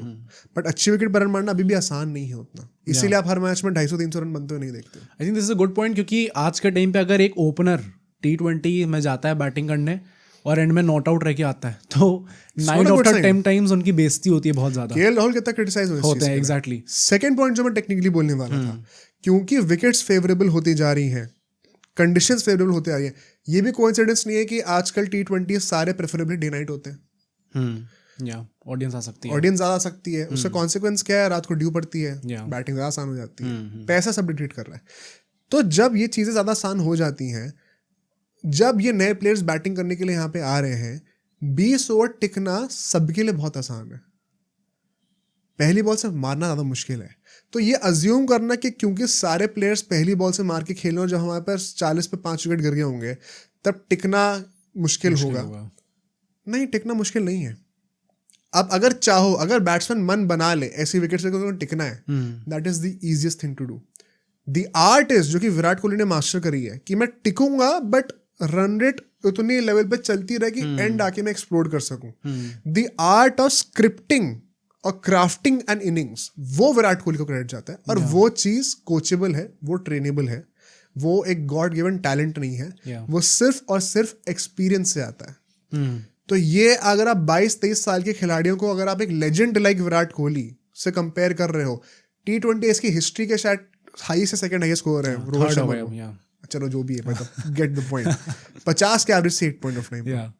बहुत ही अनफेयर कंपैरिजन है। उतने साल उतने मैचेस इनको दो, they will also learn the same, plus they will be better because they know कि अनदर कॉन्ट्रोवर्शियल पॉइंट, T20s में आज की डेट में आपका पहला इंस्टिंक्ट विकेट पे टिकना नहीं होना चाहिए, अग्रेसिवली अटैक करना होना चाहिए। और ये बहुत ही बड़ा कॉन्ट्रडिक्शन है इंडिया में, जितने ही बच्चों को बचपन में क्रिकेट सिखाया जाता है अकेडमीज और क्लब्स में, उनकी जो फिलॉसफी होती है उसके बहुत ही बड़े कॉन्ट्रडिक्शन है, which is why genuinely believe कि आज से 10 साल बाद हम लोग को सीरियसली T20 और टेस्ट प्लेयर सेम नहीं दिखेंगे, वो पॉसिबल ही नहीं है। मतलब आई थिंक ये T20 का तो बहुत ही, it is very difficult also, क्योंकि हमने कितने डिस्कस करा इन कंट्री लाइक इंडिया जहाँ पे कंपटीशन इतना ज़्यादा है, at the end of the day अगर 100 लोग आए हैं तो 100 लोग को नहीं देखेगा जो भी सिलेक्टर होगा, वो देखेगा 10 लोगों को, और 10 वो होंगे जिनके स्टैट्स बेस्ट होंगे। और स्टैट्स बेस्ट आप ऑन पेपर बड़ी आराम से कर सकते हो, आप टिक के खेलो और रन बनाओ खूब सारे, तो आप आराम से आ जाओगे टॉप हाईएस्ट स्कोरर्स में, फिर उनमें से सिलेक्शन होगा। तो जब आपका सिलेक्शन पूरी अपनी छोटी एज से इसी बेसिस पे होता है कि आपने रन कितने मारे at the end of the day, उसके बाद आपको वो चीज़ें एकदम चेंज करके, तभी रोहित शर्मा भी यही कह रहा था वर्ल्ड कप के टाइम पे कि हम लोग आते ही ऐसे हैं, तो वो बोलना सिखाना कि भाई सेंचुरी के लिए खेलने का कोई फायदा नहीं है, रिकॉर्ड्स के लिए खेलने का कोई फायदा नहीं है अगर टीम नहीं जीत रही, उस माइंडसेट को इतनी बाद में आके चेंज करना after 25-26 years of your life, वो काफी डिफिकल्ट, बहुत डिफिकल्ट है। And so to sum this point up, Virat Kohli भूल जाओ, रोल को समझो, क्या वो रोल की हमें जरूरत पड़ेगी? आई डोंट थिंक सो। वो रोल एक ऐसा बंदा निभा सकता है जो कि नेचुरली अग्रेसिवली खेलता हो, और उसका फॉल बैक प्लान एक एंकर का हो, बट एक सर्टिफाइड एंकर टीम में रखना does not make sense. Once again एक बार नाम हटा के सोचो, ये कोइंसिडेंस नहीं है कि वो वाली जनरेशन ऑफ प्लेयर्स अब जा रहे हैं कोहली की जनरेशन के, और एकदम से इंडिया या फिर वर्ल्ड वाइड 250-300 के भी स्कोर बनने लग गए। ये कोइंसिडेंस नहीं है। नेक्स्ट पॉइंट, संजू सैमसन की बातें करते हैं जरा। संजू सैमसन पे दोबारा से वही सेम क्वेश्चंस आने लग गए हैं कि क्या वो जो 3 सेंचुरी मारी थी उसके बीच में भी 2-3 डक्स थे वैसे, और उसके बाद अब दोबारा ये 2 मैचेस से परफॉर्म नहीं करा है, क्या वो अल्टीमेटली पॉइंट फिर से वही आ गया है कि इनकंसिस्टेंट है? और अभी थोड़ा सा बैकलैश ज्यादा इसलिए मिल रहा है क्योंकि उन्होंने विजय हजारे ट्रॉफी भी मिस करी है, तो वर्क एथिक पे लोग क्वेश्चन उठा रहे हैं। क्या लग रहा है? आई थिंक ये ओपनर्स का जो डिलेमा अल्टीमेटली बैठा है ना, और ये भी मतलब ऐसा टाइप का है कि हम लोग हर 2 मैच में पलटते हैं। आई थिंक अगेन अगर कोई संजू सैमसन के लिए अब ये कह रहा है कि भाई देखो इसमें वापस इनकंसिस्टेंसी आ गई, अब इसको निकाल देते टीम से, आई थिंक वो कहना गलत होगा। उनने वो 5 इनिंग्स में 3 सेंचुरी मारना plus the brand of cricket that we are playing, उसमें इट इज़ हाईली लाइकली कि प्लेयर्स आउट होंगे ही होंगे जल्दी। मोर और लेस आप शायद ज़्यादा फेल होगे than succeed in a format like this. Plus first T20 में जिस तरीके से वो बैटिंग करे थे, जो सेकंड ओवर था, आई थिंक वो चीज़, द गुड थिंग इज कि कोई भी बंदा, एज आई सेड बिफोर, कि वो अपनी जगह के लिए नहीं खेल रहा प्रॉपरली, वो उसी में they are trusting the process कि हमें ऐसे ही खेलना है तो ऐसे ही खेलना है। बट क्वेश्चन हमेशा वही आएगा कि ये जो 2 ओपनर्स हमें दिख रहे हैं जो कि स्टार्टिंग से ही पेलने जा रहे हैं एकदम, अभिषेक शर्मा एंड संजू सैमसन, जायसवाल तो फॉर श्योर ही टीम के अंदर आने वाले नहीं। तो अब ये मेरा अगला पॉइंट बात है कि सैमसन पे क्योंकि क्वेश्चन आ रहे हैं, तो अब लोग ये भी आर्ग्यूमेंट बना रहे हैं कि अच्छा अभिषेक और जायसवाल से क्यों ना स्टार्ट कराया जाए। क्योंकि दोनों ही सेम ब्रांड ऑफ क्रिकेट खेल रहे हैं और अग्रेसिव हैं, लेफ्टीज हैं। अभिषेक शर्मा बॉलिंग भी कर सकता है, सैमसन नहीं कर सकता वो, ऑल्दो फिर विकेट कीपिंग का इशू होगा। But as purely an opening player हम लोग जायसवाल और अभिषेक के साथ क्यों ना जाए जो कि ज़्यादा अग्रेसिव है, पावर प्ले ज़्यादा मैक्सिमाइज कर सकते हैं। मतलब this is true, and problem सिर्फ यही आती है कि अगर जायसवाल इस इक्वेशन में नहीं बैठ रहे होते तो हम लोग बड़ी आराम से कहते हैं अच्छा ये 2 ओपनर्स हैं यही जाने वाले हैं आगे करके, और अच्छा परफॉर्म भी कर रहे हैं। बट जायसवाल जिस तरीके से तीनों फॉर्मेट को एस करता हुआ, तीनों चलो अभी ओडीआईज में हुआ नहीं है, होपफुली वो अच्छा करेगा ओडीआईज में भी, बट दोनों फॉर्मेट्स को एस करता हुआ आ रहा है अभी तक, वो तो मतलब भाई फॉर श्योर गिवन स्टार्टर है T20s के अंदर। तो वो अगर आएगा तो इनमें से कोई एक ना एक बैठेगा। अब क्या वो जायसवाल होंगे और अभिषेक शर्मा होंगे? अभी अभिषेक शर्मा का फॉर्म पहले अच्छा नहीं चल रहा था कि यार अभिषेक शर्मा को निकाला जाए, अब 2 मैच में अभिषेक शर्मा चल गए, सैमसंग नहीं चले, तो अब लग रहा है कि नहीं सैमसंग को निकाला जाए। तो जब तक जायसवाल वापस आएंगे तब तक आई थिंक ये डिबेट चलती ही रहेगी, बिकॉज वी एज फैंस हम भी इस चीज के साथ इवॉल्व हो रहे हैं। We are also not use to this कि एक ओपनर जो है वो लगातार भाई परफॉर्म ही नहीं कर रहा पर ये ऐसे ही मार के खेल रहा है, तो बड़ा पागल है एकदम। तो हम लोग जो एक बेसिक ऑडियंस, जनरल ऑडियंस है इंडिया की, वो खुद भी यूज टू नहीं है इस फॉर्मेट से इतना ज्यादा, कि इस ब्रांड ऑफ क्रिकेट से रादर, तो उनको भी यूज टू होने में टाइम लगेगा। बट सैमसंग का मैं वही कहूँगा यार, उसने वो एक्स्ट्राऑर्डिनरी चीज़ करके दिखा दी ऑलरेडी। 5 इनिंग्स में 3 सेंचुरी मारना वॉज एक्स्ट्राऑर्डिनरी। तो हम जो उससे एक्सपेक्ट करते थे कि आपको ओवर द टॉप जाके कुछ चीज़ करनी पड़ेंगी ताकि आप अपनी जगह फिक्स कर सको, वो उसने करके दिखाई है। Having said that, Abhishek Sharma का भी भाई जिस तरीके से बंदा खेलता है देख के लगता है कि भाई इसको क्यों ना रखा जाए टीम के अंदर। नहीं, अब मैं 2 पॉइंट्स हमें रखना चाहता हूँ सैमसन के लिए। जो लोग को भी ऐसी गलत फहमी थी कि लोग सैमसन के हिटर्स है, आज आपको बड़े खुश होगा ये देखकर। पहली बात तो जो अभी हमने इतना बड़ा पॉइंट रखा तिलक वर्मा के सेगमेंट में कि भाई ब्रांड ऑफ क्रिकेट ऐसा, you don't need anchors anymore. आपका पहला अप्रोच अटैक फर्स्ट होना चाहिए, सब सेल्फलेसली खेल रहे हैं। तो वो सेम चीज सैमसन के लिए भी अप्लाई होती है। सैमसन ओपनिंग कर रहे हैं एक ऐसी टीम की जिसको क्लियर डायरेक्शंस मिल रखे हैं कि नंबर 1 का जो बैटर है से लेके नंबर 8 नंबर 9 तक जितने भी बैटर्स हैं, अगर पहली बॉल आपको स्लॉट पे दिख रही है ना तो वो ग्राउंड के बाहर मारने जाओ। अगर ऐसे डायरेक्शंस मिल रखे हैं तो नेचुरली रेट ऑफ सक्सेस गिरेगा आपका, क्योंकि बहुत ज्यादा रिस्क आ रहा है।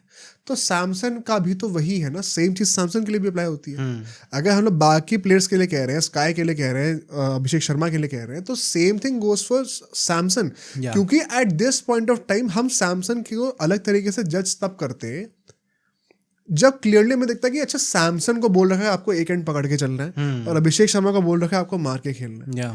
Eight this point of time everybody is playing with the same intention. तो जैसा अभिषेक शर्मा खेल रहे हैं वैसा ही बैरोमीटर पे संजू सैमसन के लिए भी रखा जाएगा। एंड उसमें अगर 2 फेलियर्स आ भी रहे हैं तो कोई इशू नहीं है, क्योंकि एटलीस्ट वो बॉल्स को वेस्ट नहीं कर रहे। सेकंड, मुझे ये लगता है जो तुमने कहा ना कि हम एज इंडियन फैंस भी नई चीज देख रहे हैं, बहुत ही इंपॉर्टेंट पॉइंट है, क्योंकि मे बी गोइंग फॉरवर्ड हमें अपने ओपनर्स को जज करने का जो पैरामीटर है ना वो थोड़ा चेंज करना पड़ेगा। अगर आप एक क्विक फायर 30 बना के दे रहे हो जिसमें आपके पावर प्ले की रन रेट 6 ओवर में 60 से ज्यादा रन हैं, I think you have done your job. आपको 50 मारने की जरूरत नहीं है। आप अगर 15, 16, 20 बॉलों पे 30-35 रन बना रहे हो 150, 160, 170 की स्ट्राइक रेट से, I think you have done your job. उसके बाद अगर 50 नहीं भी मार रहे शायद आपकी एवरेज वही मतलब 30-35 की ही दिखेगी, but you are actually creating a lot of impact. तो मुझे लगता है कि कोई इतना इशू है नहीं सैमसन जिस तरीके से खेल रहे।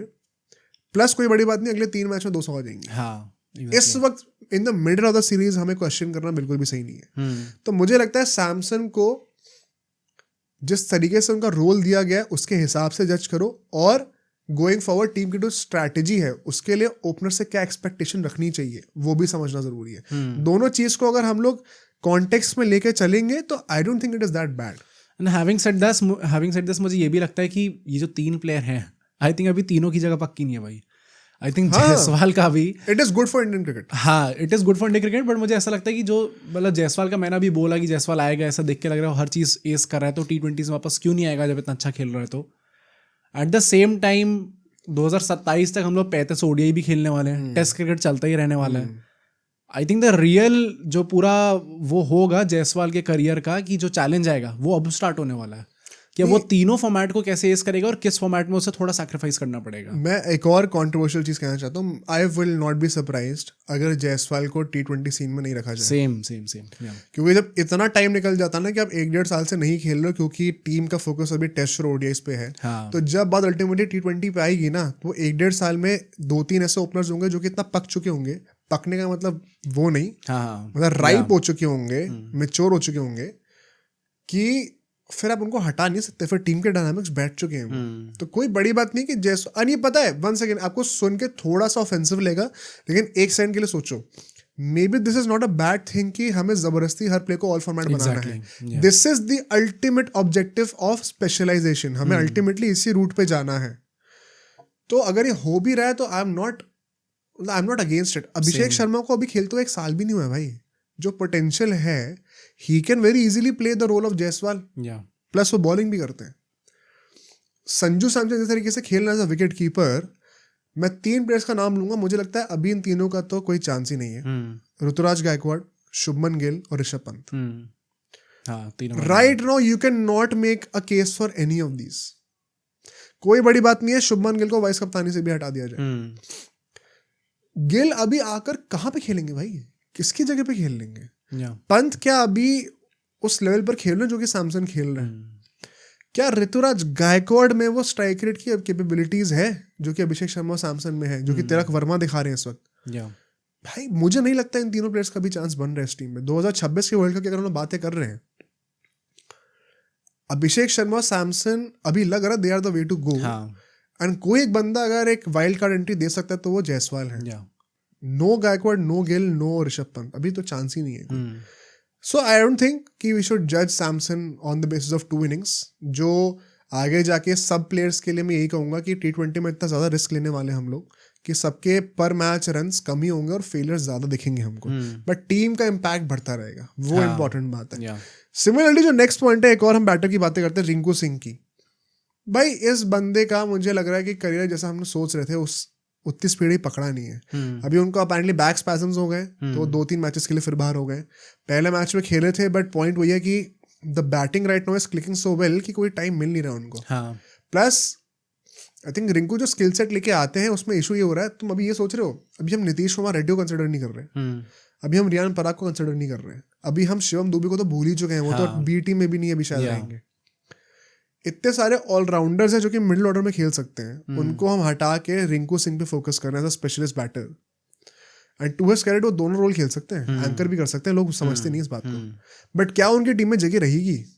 Plus the injuries are not helping him, because another name that I want to speak of, Dhruv Jurel जब आए, right now I don't think कि वो भी इतना कन्विंसिंग लगे हैं T20s में। पोटेंशियल बहुत है फॉर श्योर, बट वो तो रिंकू सिंह में भी है। सैमसन नहीं हट रहे भाई अभी, एंड आएंगे तो फिर पंती आएंगे, अभी जुरेल को एकदम से फास्ट ट्रैक नहीं करा जाएगा। परहैप्स उनको टेस्ट की साइड में ज़्यादा देखना चाहिए।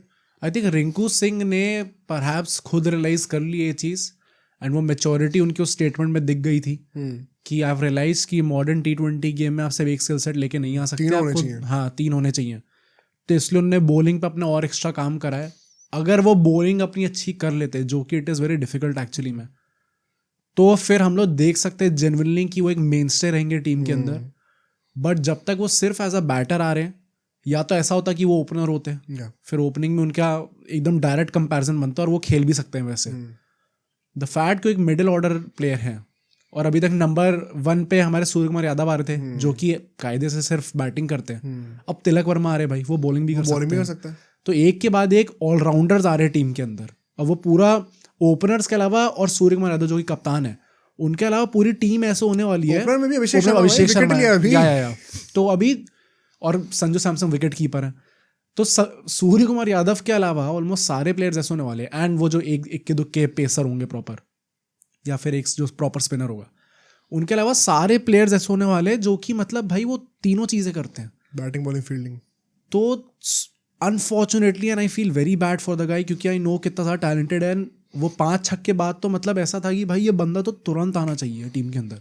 T20 वर्ल्ड कप में जो सेलेक्ट नहीं हुए, ऑल्दो हमारी पॉडकास्ट में दीपक सर ने बताया था, उसके पीछे का भी एक बड़ा डिफरेंट सा रीज़न कि क्यों शिवम दुबे को सेलेक्ट करा गया था उनकी जगह पे।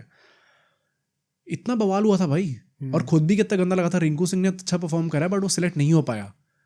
मतलब बड़ा अंडरस्टूड, मैं तो हमेशा से दुबे के साथ था उसमें उसके अंदर ना। हाँ, तो यहाँ पे मतलब आई वुड से कि जब तक उनकी बॉलिंग उस लेवल तक नहीं हो पाएगी, तब तक वो टीम के अंदर नहीं आ सकते। क्रेडिट टू जीजी, क्योंकि हम लोग हमेशा KKR कोटा करते हैं भाई। रिंकू सिंह भी KKR quota, potentially future captain होने की बात चल रही थी टाइम पे, और अब हो रहा है कि टीम के अंदर ही नहीं हो सकते। तो उसके बाद भी उनने टीम को ऊपर रखा है, और जो खिलाड़ी खेलने चाहिए उनको खिला रहे हैं। तो आई थिंक बहुत डिफिकल्ट है भाई अभी। मतलब अभी नीतीश कुमार रेड्डी उनको भाई अभी वो आएगा तो अब मतलब तो बैटिंग भी उसकी अच्छी चल रही है। हाँ, बहुत डिफिकल्ट, बहुत मुश्किल होने वाला है रिंकू के लिए। तो ये हम लोग हमेशा, जब भी T20 सीरीज होती है कोई, तो हम हमेशा ये बात करते हैं। बट ये बात करने का पॉइंट यही है कि हम ट्रैक करना चाहते हैं कि जब हम 26 के पास पहुंचेंगे, आप भी इन पॉडकास्ट को रेफर कर सकते हो कि कैसे एवोल्यूशन हुआ, एंड क्या वो नैरेटिव्स बदल रहे हैं, या फिर अभी भी हम लोग सेम जगह पे अटके हुए हैं। अनफॉर्चुनेटली अभी हम लोग सेम जगह पर ही अटकते हुए दिख रहे हैं। रिंकू सिंह का खेलना मुश्किल है बहुत ज़्यादा, बिकॉज पता मुझे ये भी लगता है कि क्योंकि जब बैटिंग डेथ बढ़ गई है और सब एक रोल पे खेल रहे हैं, the concept of a finisher वो बहुत ज़्यादा ब्लर होता जा रहा है। एंड आपको एक बहुत बड़ा स्पेशलिस्ट फिनिशर अब चाहिए नहीं। वो मार्जिन्स बहुत कम होते जा रहे हैं, एंड एक स्पेशलिस्ट रोल मोर और लेस कम होता जा रहा है। और मतलब ये चीज हमें कुछ महीनों में एकदम पलटते हुए दिखी है। नहीं, but this is the evolution है। आज से 10 साल बाद ही और होगा। प्लस हम लोग लेट थे इसके अंदर ऑलरेडी, हम लोग बाकी जगहों पे चीजें ऑलरेडी देखने लग गए थे। बट T20 वर्ल्ड कप में जाते हुए आई स्टिल रिमेंबर वो कॉन्वर्सेशंस थी कि यार आपके पास एक फिनिशर नहीं है जो नीचे जाके फिनिश कर सके इनिंग्स को। बट जीत गए। और उसके बाद हाँ, और उसके बाद ऐसा टाइप का टेम्पलेट सेट हुआ, ऐसा टाइप का कैप्टन आ गया, ऐसा टाइप का कोच आ गया कि फिर वो डेफिनेशन रही नहीं फिनिशर वाली, हर कोई वैसा है। तो ये एक थोड़ा अंडरस्टेटेड पॉइंट है जो कि आई थिंक अभी लोग समझे नहीं है। आई एम श्योर काफी सारे एक्सपर्ट्स और क्रिएटर्स भी नहीं समझेंगे शायद, बट आई थिंक ये एवोल्यूशन हो रहा है। I strongly believe in this. अगर गोइंग फॉरवर्ड आज से 10 साल बाद या इन the next 2 years also, number 4 का जो बैटर है ना, उसको नई बॉल खेलने की उतनी प्रैक्टिस होनी चाहिए जितनी एक ओपनर की है। क्योंकि जो ब्रांड ऑफ क्रिकेट है कोई बड़ी बात नहीं, पहले 2 ओवर में 2 विकेट गिर जाए। तो क्या नंबर 4 का बैटर एज एन ओपनर नहीं खेल रहा वर्चुअली? और अगर हम लोग लंबा खेल रहे हैं तो नंबर 4 के बैटर को एज अ नंबर 7 का बैटर भी खेलना आना चाहिए कि पहले के 3 बैटर इतना लंबा चल गया कि आखिर के 5 ओवर में बैटिंग आ रही है। हाँ, तो लाइंस बहुत ब्लर्ड है, आपको फुल 20 ओवर्स को मास्टरी करना सीखना है in the same basic template की हमें मार कर ही खेलने पहली बॉल से। Getting simpler but at the same time getting more complex also, duality है एंड ये समझना में थोड़ा टाइम लगेगा, बट एक बहुत ही डीप टेक्निकल पॉइंट है।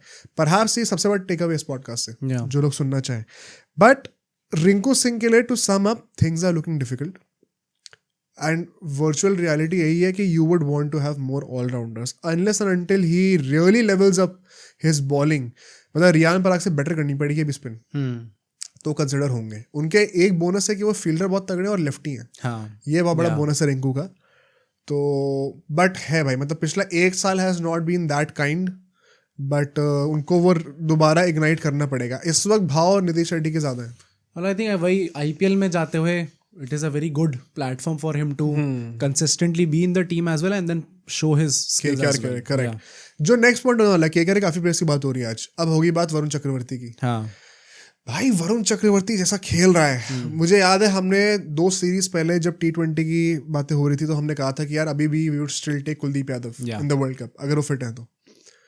बट जिस तरीके से वरुण चक्रवर्ती खेल रहे हैं और जिस तरीके से उन्होंने अपनी गुगलीज को लेवल अप करा है, भाई बहुत मुश्किल है। मतलब I will not be surprise, this is the podcast जहाँ से आप देखोगे कि वो शायद टर्न अराउंड हो रहा है नैरेटिव में। आई थिंक डिफिकल्ट इतना होता है ना जब भी कोई खिलाड़ी एक इंजरी के वजह से बाहर होता है। जैसे अभी हमने बात करी तिलक वर्मा बाहर थे, रियान पराग आ गए थे, तो हमें लगा कि भाई रियान पराग अब आ गया है, तिलक वर्मा के लिए बहुत डिफिकल्ट होगा वापस टीम के अंदर आना। रियान पराग बाहर हुए, तिलक वर्मा आए, 200 मार दी, अब लग रहा है कि रियान पराग तो बहुत डिफिकल्ट है वापस आना। हाँ ये बात सही है। कुलदीप यादव बाहर हुए 2023 वर्ल्ड कप के बाद, उनने बॉलिंग नहीं करी ज़्यादा, फिर अब यहाँ पे उनकी सर्जरी हो गई, उसके चक्कर में T20s में हमने लगातार फिर वरुण चक्रवर्ती को देखा after the T20 world cup, और फिर वहाँ पर उनने ऐसी परफॉर्मेंस करके दे दिया। साउथ अफ्रीका में 5 ले लिया, यहाँ इंडिया के 5 ले रहे हैं, अच्छी टीम्स के अगेंस्ट परफॉर्म करके दे रहे हैं। आप किस बेसिस पे अब वरुण चक्रवर्ती को हटा के कुलदीप यादव को टीम के अंदर वापस आओगे? क्या बोलोगे वरुण चक्रवर्ती को, क्यों नहीं लेंगे आपको? बैटिंग तो वो भी नहीं कर रहे। हाँ। तो फिर क्या एक स्पेशलिस्ट बॉलर की है पोजीशन? और नहीं पता क्या है, in the pursuit of fighting for a spot with Kuldeep Yadav, Varun Chakravarthy ने बिश्नोई को बहुत पीछे छोड़ दिया इस वक्त। बिश्नोई, अब पता है Bishnoi has done nothing wrong as such, but competition इतना, अभी जो हम लोग रिंकू सिंह के लिए बात कर रहे हैं ना अनफेयर है, वो सेम चीज स्पिनर्स के लिए, क्योंकि सिर्फ एक ही स्पेशलिस्ट स्पिनर खेलेगा, बाकी सारे ऑलराउंडर्स होंगे। उसमें बिश्नोई अभी भी देखो विकेट नहीं लिए, हालांकि इकोनॉमिकल रहे हैं बट विकेट नहीं आ रहे हैं। बट पॉइंट वही है, वो जो मिस्ट्री एलिमेंट वरुण चक्रवर्ती लेके आ रहे हैं। मैं eight this point of time I can literally से दिस, वरुण चक्रवर्ती का जो मेन सेलिंग पॉइंट है ना वर्ल्ड क्रिकेट में इस वक्त, इंटरनेशनल क्रिकेट में, वो genuinely more than his consistency, his line length, his pace variations, it is the mystery, it is in his wrist. उनकी रिस्ट से जो रिलीज है ना, लोग वो नहीं पढ़ पा रहे। वो इतनी बड़ी पोटेंसी है ना कि अगर आप शायद एक सब पार डिलीवरी भी डालोगे ना, जो कि उतनी अच्छी बॉल नहीं थी, शायद सही टप्पे पे नहीं पड़ी, बट अगर आप हाथ से रीड ही नहीं कर पा रहे ना, you are still in the game as a bowler. आप एक बुरी डिलीवरी के डालने के बावजूद, क्योंकि बैटर को पता ही नहीं कि बॉल घूम किस तरफ रही है, वो एक बुरी डिलीवरी पर भी बीट हो सकते हैं, आउट हो सकते हैं। अगर आप एज अ बॉलर अपने हाथ से जो आप बॉल रिलीज करवा रहे हो, अगर आपने बैट्समैन को चकमा दे दिया उस चीज में, वो सबसे बड़ी विक्ट्री है आपकी। लाइन लेंथ वगैरह सब सेकेंडरी है। अगर आपने चकमा दे दिया है ना, तो देयर इज नो पॉइंट कि batter is getting anywhere close to that delivery. मतलब जैसे हम लोग T20 वर्ल्ड कप के दौरान या फिर उसके बाद भी डिस्कस कर रहे थे कि आज की डेट में मतलब one of the biggest mystery spinners तो कुलदीप यादव खुद भी बन चुके हैं। द पॉइंट इज, जो गुगली जो डाल रहे हैं वरुण चक्रवर्ती, वो एक्चुअली पता है इस वक्त it's one of the best, मतलब इवन प्रॉब्ली बेटर देन भाई जिस लेवल का टर्न देती है वो।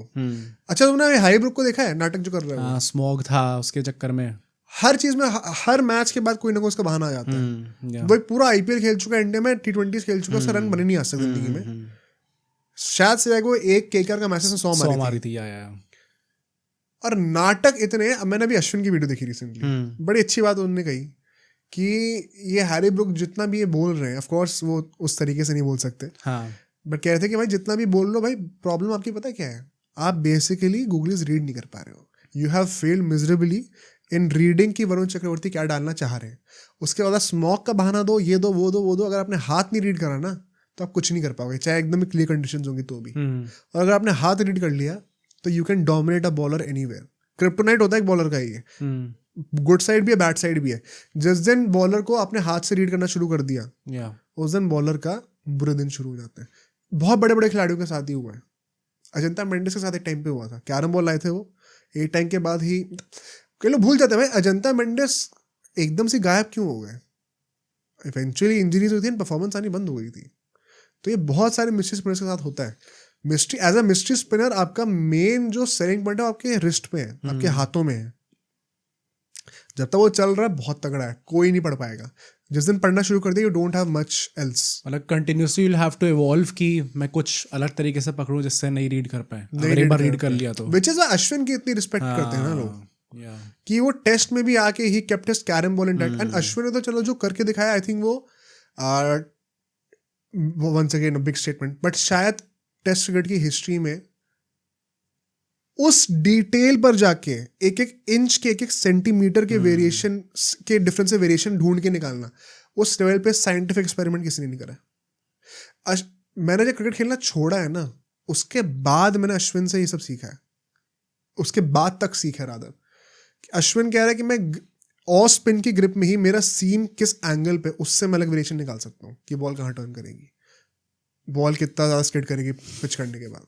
जस्ट कि मैं डाल ऑफ स्पिन ही रहा हूँ लेकिन मेरे दो उंगलियों के बीच में सीम किस एंगल पर है, सिर्फ उससे मैं चेंज कर दूंगा. ये पागल आदमी है भाई. ये नॉर्मल बातें नहीं है, ये लेजेंडरी स्टफ है.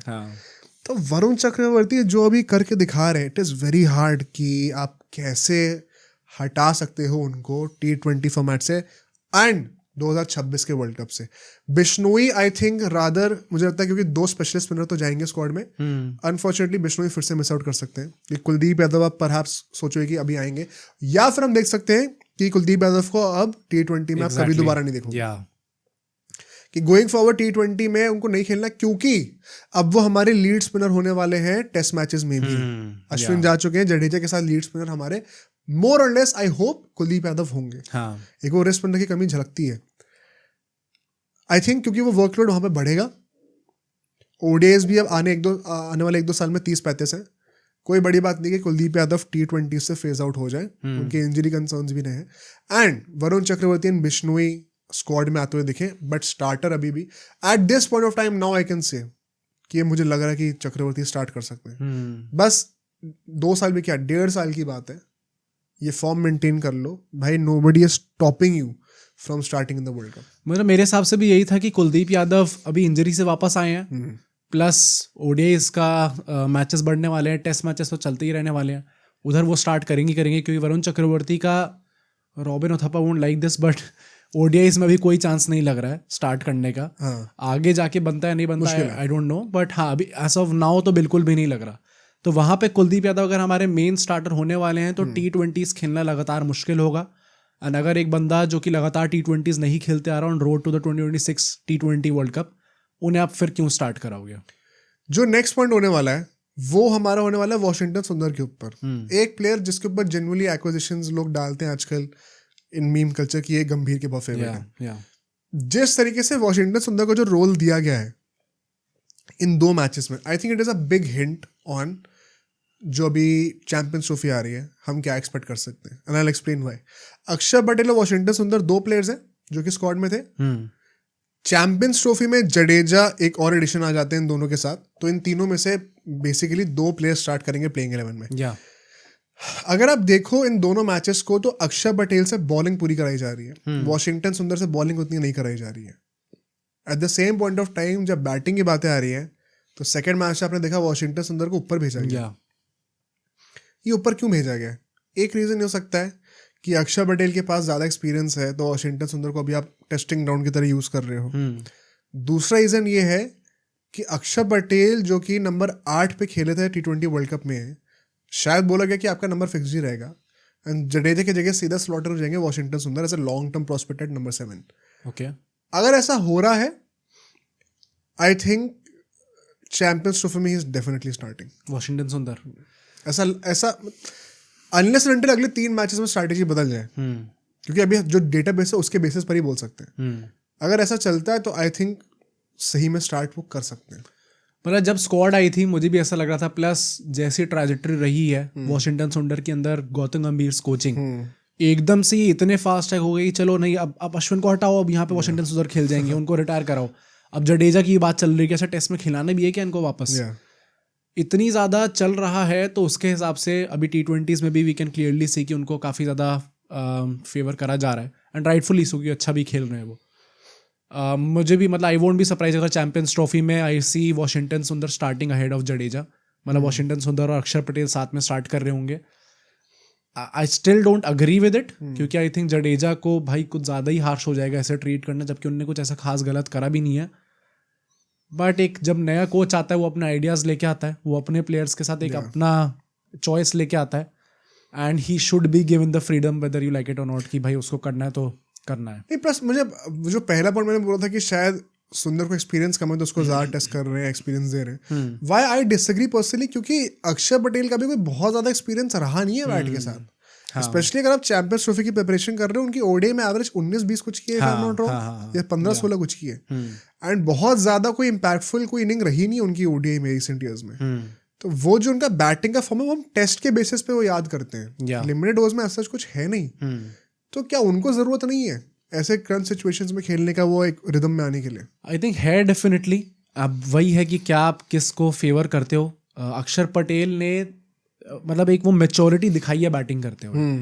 अभी T20 वर्ल्ड कप में भी थ्रू आउट हमने देखा कि जब भी उन्हें थोड़ा ऊपर भेज दिया जा रहा था तो वो कर सकते थे वो काम। करेक्ट। कि संभल के फाइनल में प्रॉब्ली उनका सबसे ज़्यादा डिफाइनिंग नॉक उनका ही था। तो मतलब एक बंदे जो कि एक वर्ल्ड स्टेज पे परफॉर्म कर चुका है, फाइनल्स में एक अच्छा रन बना चुका है, he has that experience, he has that maturity. Washington Sundar probably lacks that right now, and अगर आप उनको पहले ही थोड़ा खिला दोगे, मतलब जो भी अल्टीमेटली स्टार्ट करने वाला है हमें अगले एक हफ्ते के अंदर पता चल जाएगा। आज क्या डेट हो गई है? 27 हो चुकी है। आई थिंक 3rd या 4th से हमारे ओडीआई स्टार्ट है।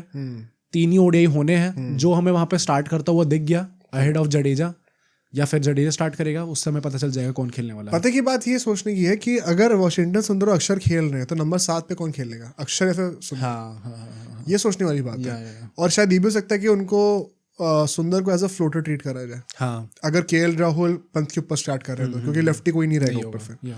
तो बहुत सारे परम्यूटेशन कॉम्बिनेशन है, बट वॉशिंगटन सुंदर का लग रहा है भाई चांस आ रहा है, ओडीआई में आने वाला है चैंपियंस ट्रॉफी में, शायद होपफुली एक पहली अपनी आईसीसी ट्रॉफी जीते भी वहां पर।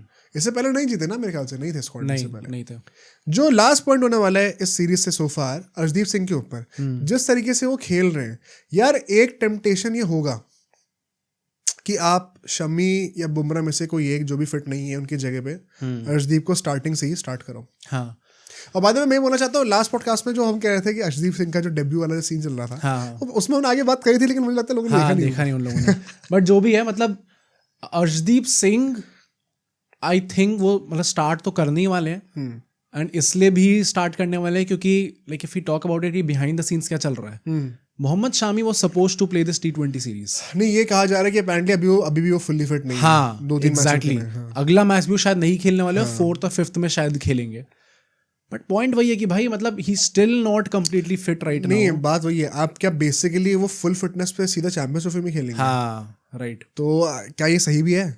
मतलब ऐसा कह रहे थे कि he is 95% fit right now. अब उन्हें खिला देंगे तो कहीं एग्रेवेट ना हो जाए, तो जब तक वो 100% में नहीं आएंगे तब तक एग्जैक्टली हम नहीं कह सकते। Guys like Piyush Chawla has said कि मोहम्मद शामी जिस तरीके से एक्शन लेके बॉलिंग डाल रहे हैं, अभी भी वो एकदम जो फुली फिट खिलाड़ी होता है, नहीं आ रही। हाँ, वो देखने में नहीं लग रहा। ब्रेकेज लग रही है एक्शन में, लीक्स लग रहे हैं एक्शन में।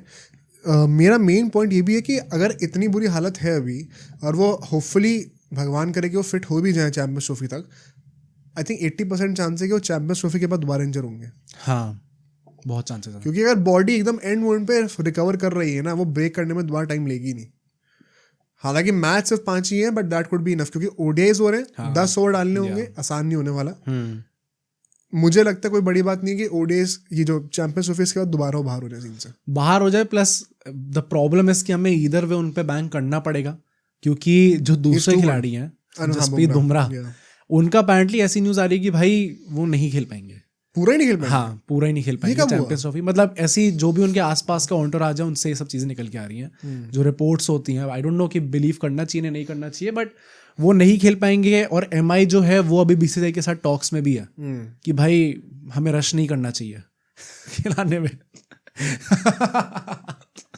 क्योंकि उनका भी आगे जाके जो पूरा प्लान है वो बुमराह पे बेस्ड है। तो मतलब ये भी चीज, मतलब अभी 1 साल पहले कोई आदमी मुझसे पूछता तो मुझे बड़ा अजीब लगता है, अभी अजीब अभी भी लगता है। इसके बारे में अभी इस फ्राइडे जो पॉडकास्ट आ रहे हैं, गेस्ट आ रहे हैं, हाँ, वो आपको बहुत डिटेल में बताएंगे। तो हमने of the camera on the camera podcast में बात हुई है, तो हमने जितने भी लोगों से बात करी उसमें हमें पता चल गया है कि भाई फ्रेंचाइज का बहुत ज्यादा स्टेक होता है। वो आराम से BCCI से कह सकते हैं कि तुम्हें नहीं खिलाना ऐसे, और वो फिर नहीं खिला सकते वो लोग। अब ये सही है या गलत है इंडियन टीम के लिए वो नहीं करने दे रहे, आप उस पर सवाल उठा सकते हो। बट MI का इस टाइम पे BCCI से बात चल रही है कि भाई रश नहीं करना चाहिए, हमारा भी पूरा हमने पैसे इन्वेस्ट कर रखे हैं, हमारा हाईएस्ट जो रिटेंशन है वो हमने इनको दिया है, हमारा आगे का फ्यूचर इन पे बेस्ड है। तो वो चल रही हैं टॉक्स। अब अगर बुमराह नहीं खेल सकते तो नेचुरली फिर इसलिए हर्षित राणा को भी नोटिफाई कर दिया गया है कि आपको फुल फिटनेस पे एकदम रेडी रहना है कि आप कभी भी आ सकते हो टीम के अंदर। तो शामी पे हम लोग बैंक करेंगे अभी, होपफुली वो बेटर हो पाते हैं, ODI सीरीज में एटलीस्ट हमें फुल फ्लो में देख पाते हैं। क्योंकि अगर थोड़ी सी भी प्रॉब्लम होती है तो फिर हो सकता है हमें कोई एक नया बंदा दिखे। डोंट बी सरप्राइज अगर चैंपियंस ट्रॉफी में इंडिया हर्षित राणा और अरजीत सिंह साथ खेल रहे हो, कोई बड़ी बात नहीं है। बट ये मैं जरूर कहूंगा टू सम अप कि अरजीत सिंह ने जितना भी खेला है भाई बहुत अच्छा। अभी कुछ रिकॉर्ड तोड़ दिया ना उन्होंने बुमराह का T20 चहल से ऊपर चले गए ना, हाईएस्ट टिकर बन गया ना भाई। अभी उम्र ही क्या है, कितनी बड़ी सीलिंग है उनकी यार। तो I remember criticising Arijit Singh also during the last IPL if I am not wrong. जो एवोल्यूशन उन्होंने करके दिखाया भाई, this is what you live for, कि प्लेयर्स को क्रिटिसाइज करा जाए, और जब उन्होंने वो सुना उसके ऊपर काम करा तो इतना अच्छा कर रहे कंट्री के लिए कि फिर कोई देखने लायक पीछे देखने लायक कोई चीज। वर्ल्ड कप भी जिता दिया सीधा। बहुत ही अच्छी स्टोरी चल रही है उनकी, hopefully continue. But now let's move to the IPL की हम थोड़ी सी बातें रिज्यूम करेंगे। आई थिंक पिछले 1-1.5 महीने में हमने IPL के ऊपर ज़्यादा बातें करी नहीं है बिल्कुल भी। बट अब क्योंकि सीजन दोबारा क्लोज आ रहा है तो चैंपियंस ट्रॉफी खत्म हुआ और IPL तुरंत शुरू, और इसीलिए रूमर्स दोबारा आने शुरू हो चुके हैं। और जो सबसे पहला रूमर तो नहीं है, ये तो काइंड ऑफ हॉर्सेस माउथ से ही हमने सुन लिया। श्रेयस अय्यर और KKR के बीच में जो पूरा ड्रामा हुआ है भाई, ये बहुत ज्यादा कंट्रोवर्शियल है इन माय ओपिनियन, क्योंकि इन दोनों में से कोई एक ना बहुत ही गलत काम करा। अब क्या हुआ मैं एक बार एक्सप्लेन करता हूँ and we will try to figure out कि कितना हमें सच लग रहा है इसमें। KKR को अभी सबको पता ही है कि अब श्रेयस अय्यर वहां पे रहे नहीं। श्रेयस अय्यर को पंजाब ने ले लिया on a historic 26 something crore. Punjab के बाद वो 17वें कप्तान है, 17 सीजन हुए हैं। अच्छा, वो 17th कैप्टन है, most for any team. And I think ये काइंड ऑफ सम्स अप कि पंजाब आज तक IPL क्यों नहीं जीती है। 17th कैप्टन है और IPL की हिस्ट्री के पहले इंडियन कैप्टन है जिन्होंने 3 अलग अलग फ्रेंचाइज की कप्तानी करी है। DC, KKR और अब पंजाब की करेंगे। आज तक किसी भी इंडियन कैप्टन ने 3 फ्रेंचाइज को लीड ही नहीं करा, कभी भी नहीं करा। 2 करे हैं बट 3 कभी नहीं करे। तो Shreyas Iyer is very underrated as a captain, I believe. लोगों को बहुत उन पर ट्रस्ट है। 2 टीम्स को फाइनल लेके जा चुके हैं, ये भी किसी और कप्तान ने कभी नहीं करा। एक जिता चुके हैं, क्या डोमिनेशन में जिताया है। बट इतना सब कुछ अचीव करने के बाद श्रेयस अय्यर ने रिसेंटली कहा कि जब हम 2024 का IPL जीते उसके बाद ये बातें हुई कि हमें कंटिन्यू करना है साथ में। जब जीते थे उसके तुरंत बाद ये हुआ था कम्युनिकेशन कि अगले साल रिटेंशंस आ रहे हैं, मेगा ऑक्शन आ रहा है, हमें साथ में ही रहना है। बट फिर श्रेयस अय्यर कहते हैं कि जैसे जैसे समय बीतता गया, फिर वर्ल्ड कप आ गया था, फिर बाकी असाइनमेंट्स आ गए, ODIs आ गए, टेस्ट आ गए, वो कम्युनिकेशन एकदम ही ब्रेक ऑफ हो गया। कोई बात ही नहीं हुई मेरी इनसे। और ये सब माइंड यू, ये सब 5-6 महीने के अंदर हुआ है। मई 26 को IPL जीते, दिसंबर के नवंबर में ऑक्शन हुआ है। 4-5 महीने की बातें हैं। कहते हैं इनिशियली हमारी बात हुई थी और ये IPL खत्म होते ही, उसके बाद बात ही नहीं हुई है until the last week before the auction, early mid November में, तब जाके फाइनली इनकी दोबारा बात हुई है। उसके बीच में KKR ने श्रेयस अय्यर से बात ही नहीं करी, ऐसा श्रेयस अय्यर बोल रहे हैं। और जब लास्ट हफ्ते में बात करी तो फिर वही था कि बात बन नहीं पाई। और फिर मुझे इवेंचुअली जाना पड़ा क्योंकि कोई कम्युनिकेशन ही नहीं था। बेसिकली श्रेयस अय्यर ने पूरा ब्लेम KKR के ऊपर डाल दिया है।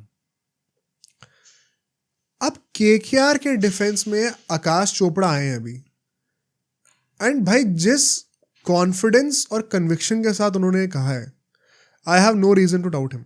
अच्छा, तुम वो वीडियो भी देख सकते हो जाके. ओके. आकाश चोपड़ा ने कहा कि ऐसी सी बात हुई है, श्रेयस अय्यर ने ऐसा कहा है, और कहते मैं लिख के दे सकता हूँ बात हुई है, मेरे खुद के सोर्सेज हैं. और बात सिर्फ बात नहीं हुई है, मल्टीपल राउंड्स हुए हैं. अच्छा. और बात अल्टीमेटली क्यों नहीं बनी उन्होंने कहा नहीं डायरेक्टली है, लेकिन बेसिकली पैसों की बात.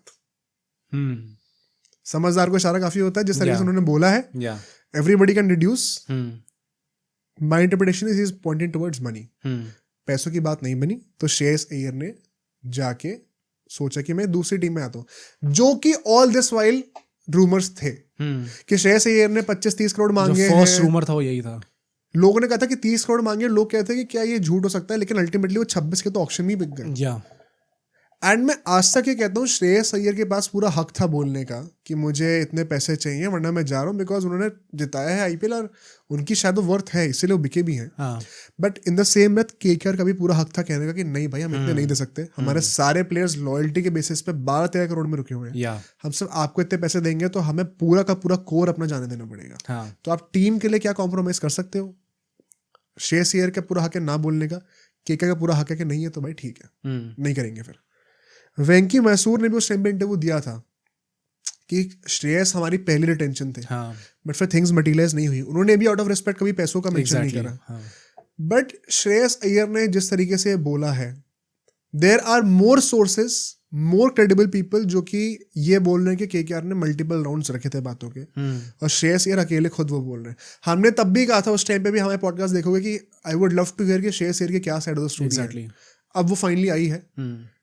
लेकिन मतलब मैं आपको सच बता रहा हूँ यार, लोग आकाश चोपड़ा का बहुत मजाक उड़ाते हैं, but you genuinely don't have anything against the guy. मुझे तो बहुत ही ज्यादा वो एक्सपर्ट टाइप लगते हैं. नहीं यार, बात वो नहीं, जो बंदा इंडियन ड्रेसिंग रूम में रहा है ना खुद, वो आपको ऐसी चीजें बता सकता है. और उसकी क्रेडिबिलिटी पे क्वेश्चन अगर आप कर रहे हो तो दुनिया में हर किसी और की करना फिर, क्योंकि वो तो कभी ड्रेसिंग रूम में रही भी नहीं है. इस पता है, आई वुड हाईली रिकमेंड जिन्होंने वीडियो नहीं देखी जाके देखना. कह रहे कि मैं गारंटी सकता हूँ, मुझे पता है, मेरे सोर्सेज हैं. शायद श्रेयस अपना ये कह रहे होंगे, बट मुझे पता है हुई ये बात और मल्टीपल राउंड हुए. अगर ये बात नहीं बोली होती, मेरे दिमाग में सबसे पहले ये पॉइंट आया था कि अगर एक प्लेयर ये चीज़ कह रहा है आफ्टर लीविंग अ फ्रेंचाइज तो खुद को डिफेंड करेगी. बट अगर एक प्लेयर एक आईपीएल ट्रॉफी जिताने के बाद बाहर गया है और फिर उसने ऐसे अगेंस्ट बोला फ्रेंचाइज के, तो प्रॉब्ली सच ही होगा भाई, क्योंकि वरना वो क्यों झूठ बोलेगा, अपने रिलेशनशिप जो है क्लब के साथ वो क्यों खराब करना चाहेगा. बट अगर ये बात है एक्चुअली में, and if Akash Chopra has himself said this कि उन्हें पता है, ये उनके सोर्सेज हैं कि बात हुई थी, भाई KKR as a franchise what you said was in fact perfect. कि श्रेयस अय्यर अपने हिसाब से चाह सकते थे पैसा, भाई हर कोई चाहता है, उनकी मर्जी है, ठीक है आप कहीं और जाओ, ऑक्शन में जाओ और कर लो, पैसा मांग लो. At the same time KKR का भी भाई उनका वो पूरा राइट है कहना कि यार हमें फिर अपनी टीम नहीं बना पाएंगे. ठीक है, कोई बात नहीं, आपने हमें आईपीएल ट्रॉफी जिताई, we are very grateful, and अभी आइडियाज हमारे अलाइन नहीं हो रहे साथ में, तो ठीक है, we'll part our ways very peacefully, जो कि वेंकी मैसूर ने करा. फिर एंड वही ना, तुम नोटिस करो अभी तक केकेआर ने कोई स्टेटमेंट नहीं दी इसके नहीं दी. They have been very respectful of Shreyas Iyer. Shreyas Iyer के साथ रिस्पेक्टफुल हुए, प्लस लगातार जब उन पे सवाल उठाए जाते थे through out the auction, in fact जब ऑक्शन के बाद इंटरव्यू था उसमें भी जब उनसे पूछा गया श्रेयस अय्यर को लेकर, उन्होंने बहुत रिस्पेक्टफुली ये चीज़ बोली थी कि अलाइन नहीं हो पाए थे आइडियाज, तो इसलिए हमें पार्ट करना पड़ा, हमारे फर्स्ट अटेंशन होते, वरना वो चाहते तो साफ साफ बोल सकते थे कि भाई है चक्कर पैसों का. हाँ, नहीं मॉनेटरी अलाइनमेंट नहीं हो रहा है, यहीं ऐसे बोलना जरूरी नहीं कि पैसों का चक्कर, but you have a way of saying it कि मॉनेटरी अलाइनमेंट नहीं हो रहा. यहीं पे अगर संजीव गोयनका होते तो शायद वो बड़े आराम से मुंह पे बोल देते इस चीज को, पर उन्हें नहीं बोला क्योंकि वो रिस्पेक्ट रखना चाहते थे. और फिर आफ्टर सो मेनी मंथ्स, नवंबर में वो चीज़ बात हुई थी, नाउ हम जनवरी में आ चुके हैं. अगर अब श्रेयस अय्यर को ऐसी चीज़ें बोलनी है और इस तरीके से बोलनी है, और अगर ये एक्चुअली में फिर if it is not true, then फिर आपने बहुत ही मतलब भाई बेवकूफ़ी का काम करा. फिर आपने ये चीज़, ये नहीं करना चाहिए था आपको. नहीं, मुझे लगता है बैड टेस्ट में है बहुत ज़्यादा. भाई बैड टेस्ट पर किस बात का बैड टेस्ट यार, आपको पैसे चाहिए थे, ठीक है, नहीं हो रहा, आपको मिल गए ना पैसे. फिर अब केकेआर क्यों अपना पूरा टीम खराब करके सारे प्लेयर्स को जाने दे अच्छे, और फिर आप श्रेयस अय्यर के लिए पैसे बहुत वियर्ड है. पता है स्टार्क ने जब कहा था ना, तो मैं मानता हूँ वो सच है कि ये कम्युनिकेट नहीं करा ना. हाँ, तभी राइटफुली कॉल आउट भी करा केकेआर को हमने. हाँ, वो मुझे लगता है सच था. बट कैप्टन के साथ ऐसा हो रहा है, एंड जबकि आज तक की सारी न्यूज़ रिपोर्ट्स, इनसाइड रिपोर्ट्स एक तरफ पॉइंट कर रही थी, और अब एक मतलब क्रेडिबिलिटी ऑफ आकाश चोपड़ा वो खुद आई कह रहे हैं कि मुझे ही पता ही हुआ है. Why do I have any reason to believe what Shreyas Iyer is saying? Yeah. And I think it is not in good taste. अगर पता है मैं कह रहा हूँ, बाई चांस ऐसा होता भी ना, there was no need to say this. अगर ये सच भी होता तो, जो कि सच है नहीं मेरे ख्याल से, but there was no need to say this. एक डिग्निटी आपको मेंटेन करनी चाहिए थी. ये बहुत एविडेंट था कि श्रेयस अय्यर नहीं रोकना चाहते. It was never कि KKR नहीं चाहती रोकना. हमने जितनी भी लोगों से बातें करी हैं बिहाइंड द सीन्स भी, और जितनी भी हमने रिपोर्ट्स पढ़ी हैं, इट वाज वेरी एविडेंट कि श्रेयस अय्यर का प्लान था कि KKR going into that auction, मतलब ऑक्शन से पहले ही सबको पता था कि KKR का माइंडसेट क्या होने वाला है.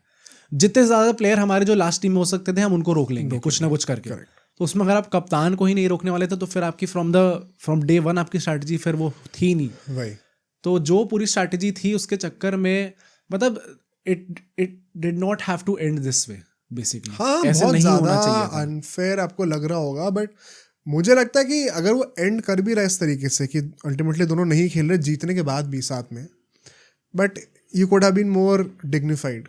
आपको इतना ज़रूरत था ही नहीं बोलने कि कम्युनिकेशन ब्रेक ऑफ हो गया, ये हो गया, वो हो गया.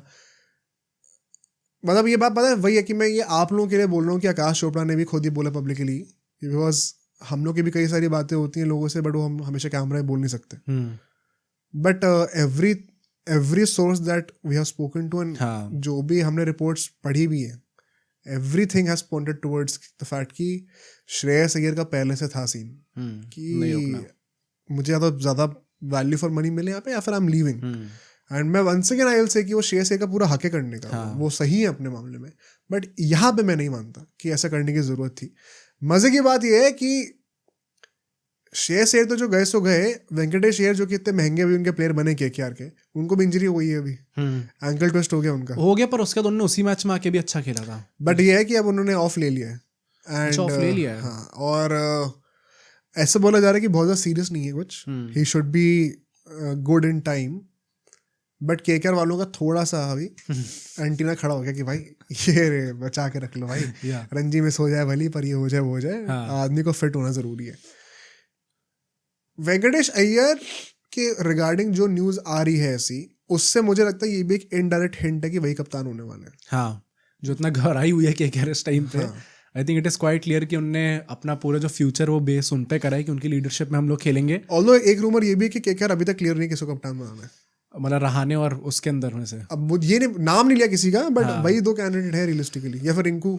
हाँ, मतलब आई थिंक रहाने एक रियलिस्टिक कैंडिडेट होगा. रिंकू का स्टिल फील कि शायद ये लोग नहीं बनाएंगे उसे. Does not make sense to me Rahane क्यों है वैसे. हाँ, बट आई थिंक भाई मतलब एक वो एक्सपीरियंस प्लेयर है, तो शायद अगर कैंडिडेट हम लोग लेंगे तो वही आएंगे. भाई 1-2 साल के लिए बना दो क्या कप्तान. हाँ, मैं वही कह रहा हूँ ना, वो सही है गलत है वो it is subject to debate, but वो KKR जिस तरीके से सोचती है अपने तरीके से सोच सकती है. बट वेंकटेश अय्यर पे लोग एकदम से जो इतना हड़बड़ाए हैं, एक तो ऑब्वियसली पैसा बहुत ज़्यादा दिया था, but it is quite obvious कि वो लोग शायद अपना फ्यूचर उन पर बैंक कर रहे हैं. क्या लग रहा है कौन बन रहा है कप्तान KKR का. आई थिंक वेंकटेश अय्यर होगा. वेंकटेश अय्यर. रिंकू नहीं रिंकू आई थिंक डिबेट में भी नहीं है. रसल नारायण भी नहीं होंगे. इंडियन बनाना चाहेंगे वो लोग. अब वो वेंकटेश अय्यर होगा, रहाने होगा, उसमें डिबेट होगी मेरे हिसाब से. आई डोंट थिंक रिंकू है इसके अंदर. और फाइनली वो लोग वेंकटेश अय्यर के साथ जाएंगे. ठीक है भाई, बहुत ज़्यादा इंटरेस्टिंग होने वाला है देखने में कि कैसे होता है. अगर KKR के कैंप से भी कोई न्यूज़ निकल के आती है in retaliation to what Shreyas Iyer said, बहुत मजा आएगा. Do you want? नहीं, मुझे लगता है बहुत टुच्ची चीज़ है, करने की जरूरत नहीं है एज अ फ्रैंचाइज. एंड मुझे लगता है कि ज़्यादा सेंटिमेंट यही है कि श्रेयस अय्यर ने खुद छोड़ा है. चाहे श्रेयस अय्यर खुद कुछ भी बोल लें, आई थिंक मैक्सिमम लोगों के दिल में सेंटिमेंट यही है कि KKR चाहती थी रोकना, and which is I think the truth. Shreyas Iyer ने खुद सोचा. तो they don't need to come out, मतलब वही ना, जब आपने कुछ गलत करनी तो आप जस्टिफाई क्यों कर रहे हो अपने आप को. तो अगर आकाश चोपड़ा जैसे बंदे ने खुद ही बोल दिया उनके सपोर्ट में आके, आकाश चोपड़ा का कुछ नहीं.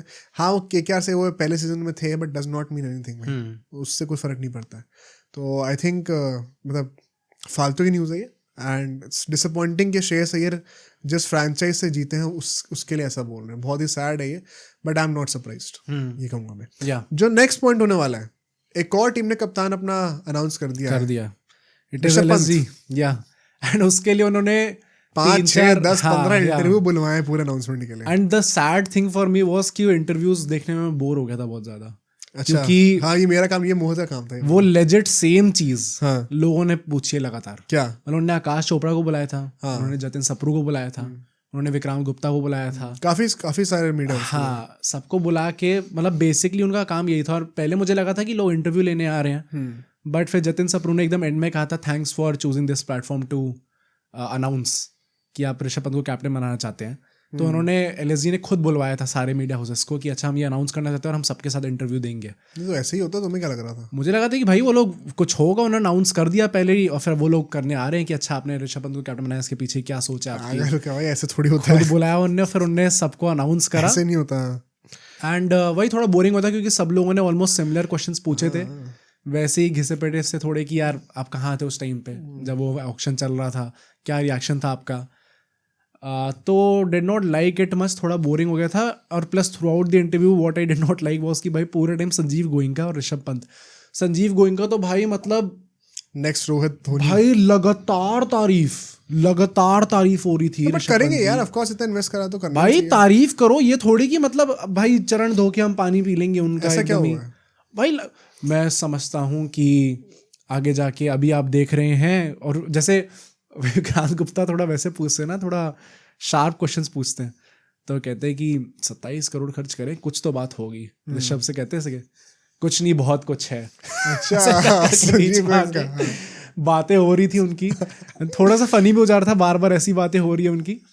बट जो कुछ टॉकिंग पॉइंट्स चल के आए हैं, एक तो जो बहुत फनी है, जब उनसे पूछते जतिन सप्रू कि आपका क्या लगता है, आप लखनऊ में आना चाहते थे पहले से ही, और फिर आपको ऑक्शन के टाइम पे कैसा फील कर रहे थे आप? तो कहते कि मुझे बस एक ही चीज़ का डर था। मतलब थोड़ा सा हेजिटेट कर रहे थे वो बोलते हुए, क्योंकि ओपनली डिसरिस्पेक्ट नहीं करना चाहते थे कि 82 करोड़ समथिंग RCB के पास था, और जो सबसे ज़्यादा थी उसके बाद पंजाब 110 करोड़। तो मुझे लगा था कि वो लोग आ सकते हैं इसके अंदर, पर जब अय्यर भाई वहाँ पे चले गए उसके बाद मैं थोड़ा रिलीव हो गया कि भाई अब शायद मैं LSG जा सकता हूँ। Firstly do you actually think कि जो बड़े प्लेयर्स हैं ऑक्शन में जाते हुए, do they actually feel this कि यार नहीं ये टीम ना आ जाए मेरे ऊपर? 100%। और ये वंस अगेन, अब देखो अभी हमने एक बात करी कि कैसे rumours about Shreyas Iyer and KK were true all along. अब ये एक इंस्टेंस है जहाँ पे रूमर्स सारे गलत थे अभी तक, क्योंकि रूमर्स ये थे कि पॉन्टिंग ने तो कह रखा है कि पंत को लेना, पंत भी चाहता है कि पॉन्टिंग के साथ रियूनाइट हो आफ्टर DC, बट यहाँ पे तो पंत ने सारे रूमर्स को एकदम ही उल्टा कर दिया। एंड इसमें तो कोई डिप्लोमेसी भी नहीं है, तो अनफिल्टर्ड होकर उन्होंने बोला था, मतलब सच्ची है कि भाई वो पंजाब में नहीं जाना चाहते थे भाई। बट दिस इज मतलब ये चीज़ बोली तो ऑब्वियसली उन्होंने ही, एंड इसमें कुछ गलत नहीं है कि उन्होंने जो भी बोला, बट मुझे ऐसा लगता है कि भाई मतलब कितनी ज़्यादा बेइज्जत हो रखी है वो फ्रेंचाइज प्लेयर्स। बट ये जो तुमने कहा कि क्या प्लेयर्स सोचते हैं, ये तो एक और एग्जांपल दे सकता हूँ। एक बहुत बड़े प्लेयर हैं अभी इंडिया में, ODI टीम में भी हैं अभी, उनका RCB जाने का मन था इस बार, बट नहीं मिला उनको जाने को। अब वो किसी और फ्रेंचाइज में गए हैं, और उनका एक्चुअली में वो मनी था उनका जाने का। उनका अब वो चाहे कुछ भी कह दे जाके कि मैं तो दिल्ली ही आना चाहता था। बट जो भी है, आई थिंक ये थोड़ा सा है। एंड मतलब it was kind of shocking for me to even see कि यार एक बड़े से प्लेयर जो कि आगे जाके फ्यूचर कैप्टन हो सकते हैं, उन्होंने आके तक ऐसी चीज़ें बोल रखी हैं ओपनली कि वो जो है प्रोबेबली पंजाब नहीं जाना चाहते थे। तो पंजाब की कितनी बेइज्जत हो रखी है सारे प्लेयर्स के बीच में, वो इससे पता चलता है। बट एक और जो टॉकिंग पॉइंट निकला इससे, लगातार उनसे रोल का पूछा जा रहा था, एंड उनसे ये भी पूछा जा रहा था कि आपको क्या लगता है प्रेशर है आपके ऊपर ये पैसे का? भाई ऋषभ पंत ने पूरे सारे इंटरव्यूज में for majority of the time उन्होंने सॉर्ट ऑफ वो थोड़ा हाइप डाउन करने की कोशिश करी है। वो नेचुरल है, बहुत करेंगे। लगातार उन्होंने ऐसे बोला है कि अलॉट विल डिपेंड, हम ऐसा चाहते हैं, हम टीम कल्चर बनाए। लगातार उन्होंने बोला है कि हम सारे मैच तो हम लोग ऑब्वियसली नहीं जीत सकते हैं, और थोड़ी अनफेयर होती है एक्सपेक्टेशन। सबसे इंपॉर्टेंट क्या है कि टीम मैनेजमेंट, ओनर्स, इन सबसे हमारा कम्युनिकेशन ठीक हो, सबको पता हो हम कौन से पेज पे हैं, और फिर वो फ्रीडम मिले प्लेयर्स के साथ। तो लगातार उन्होंने थोड़ा हाइप डाउन करने की कोशिश करी है। तो मुझे थोड़ा बहुत वो लग रहा था देख के कि शायद वो प्रेशर है भाई उनके ऊपर। नहीं डेफिनेटली है, और सही चीज़ भी है। कोई भी प्लेयर यही करेगा, डाउन प्ले करने का ट्राई करेगा भी, that is the right thing to do. मुझे तो कोई इशू नहीं है उसमें। एंड दैट इज वाई फिर उनसे लगातार पूछा जा रहा था कि आपके जो रोल होने वाला है टीम के अंदर वो क्या होने वाला है, क्या आप ओपन करेंगे, क्या आप मिडिल ऑर्डर में खेलेंगे, क्या आप नीचे खेलेंगे। और तो उन्होंने पूरे टाइम यही बोला कि अभी जैक भाई से मेरी प्रॉपरली बात हुई नहीं है, ज़हीर खान से, एंड हम लोग अभी सोच रहे हैं कि हमारा कहाँ से बेस्ट निकल के आ सकता है, ओपनिंग फिर और कौन कर सकता है, मिडिल ऑर्डर में और कौन खेल सकता है। उनकी खुद की भी उनने बोला एज सच कोई प्रेफरेंस नहीं है इस टाइम पे।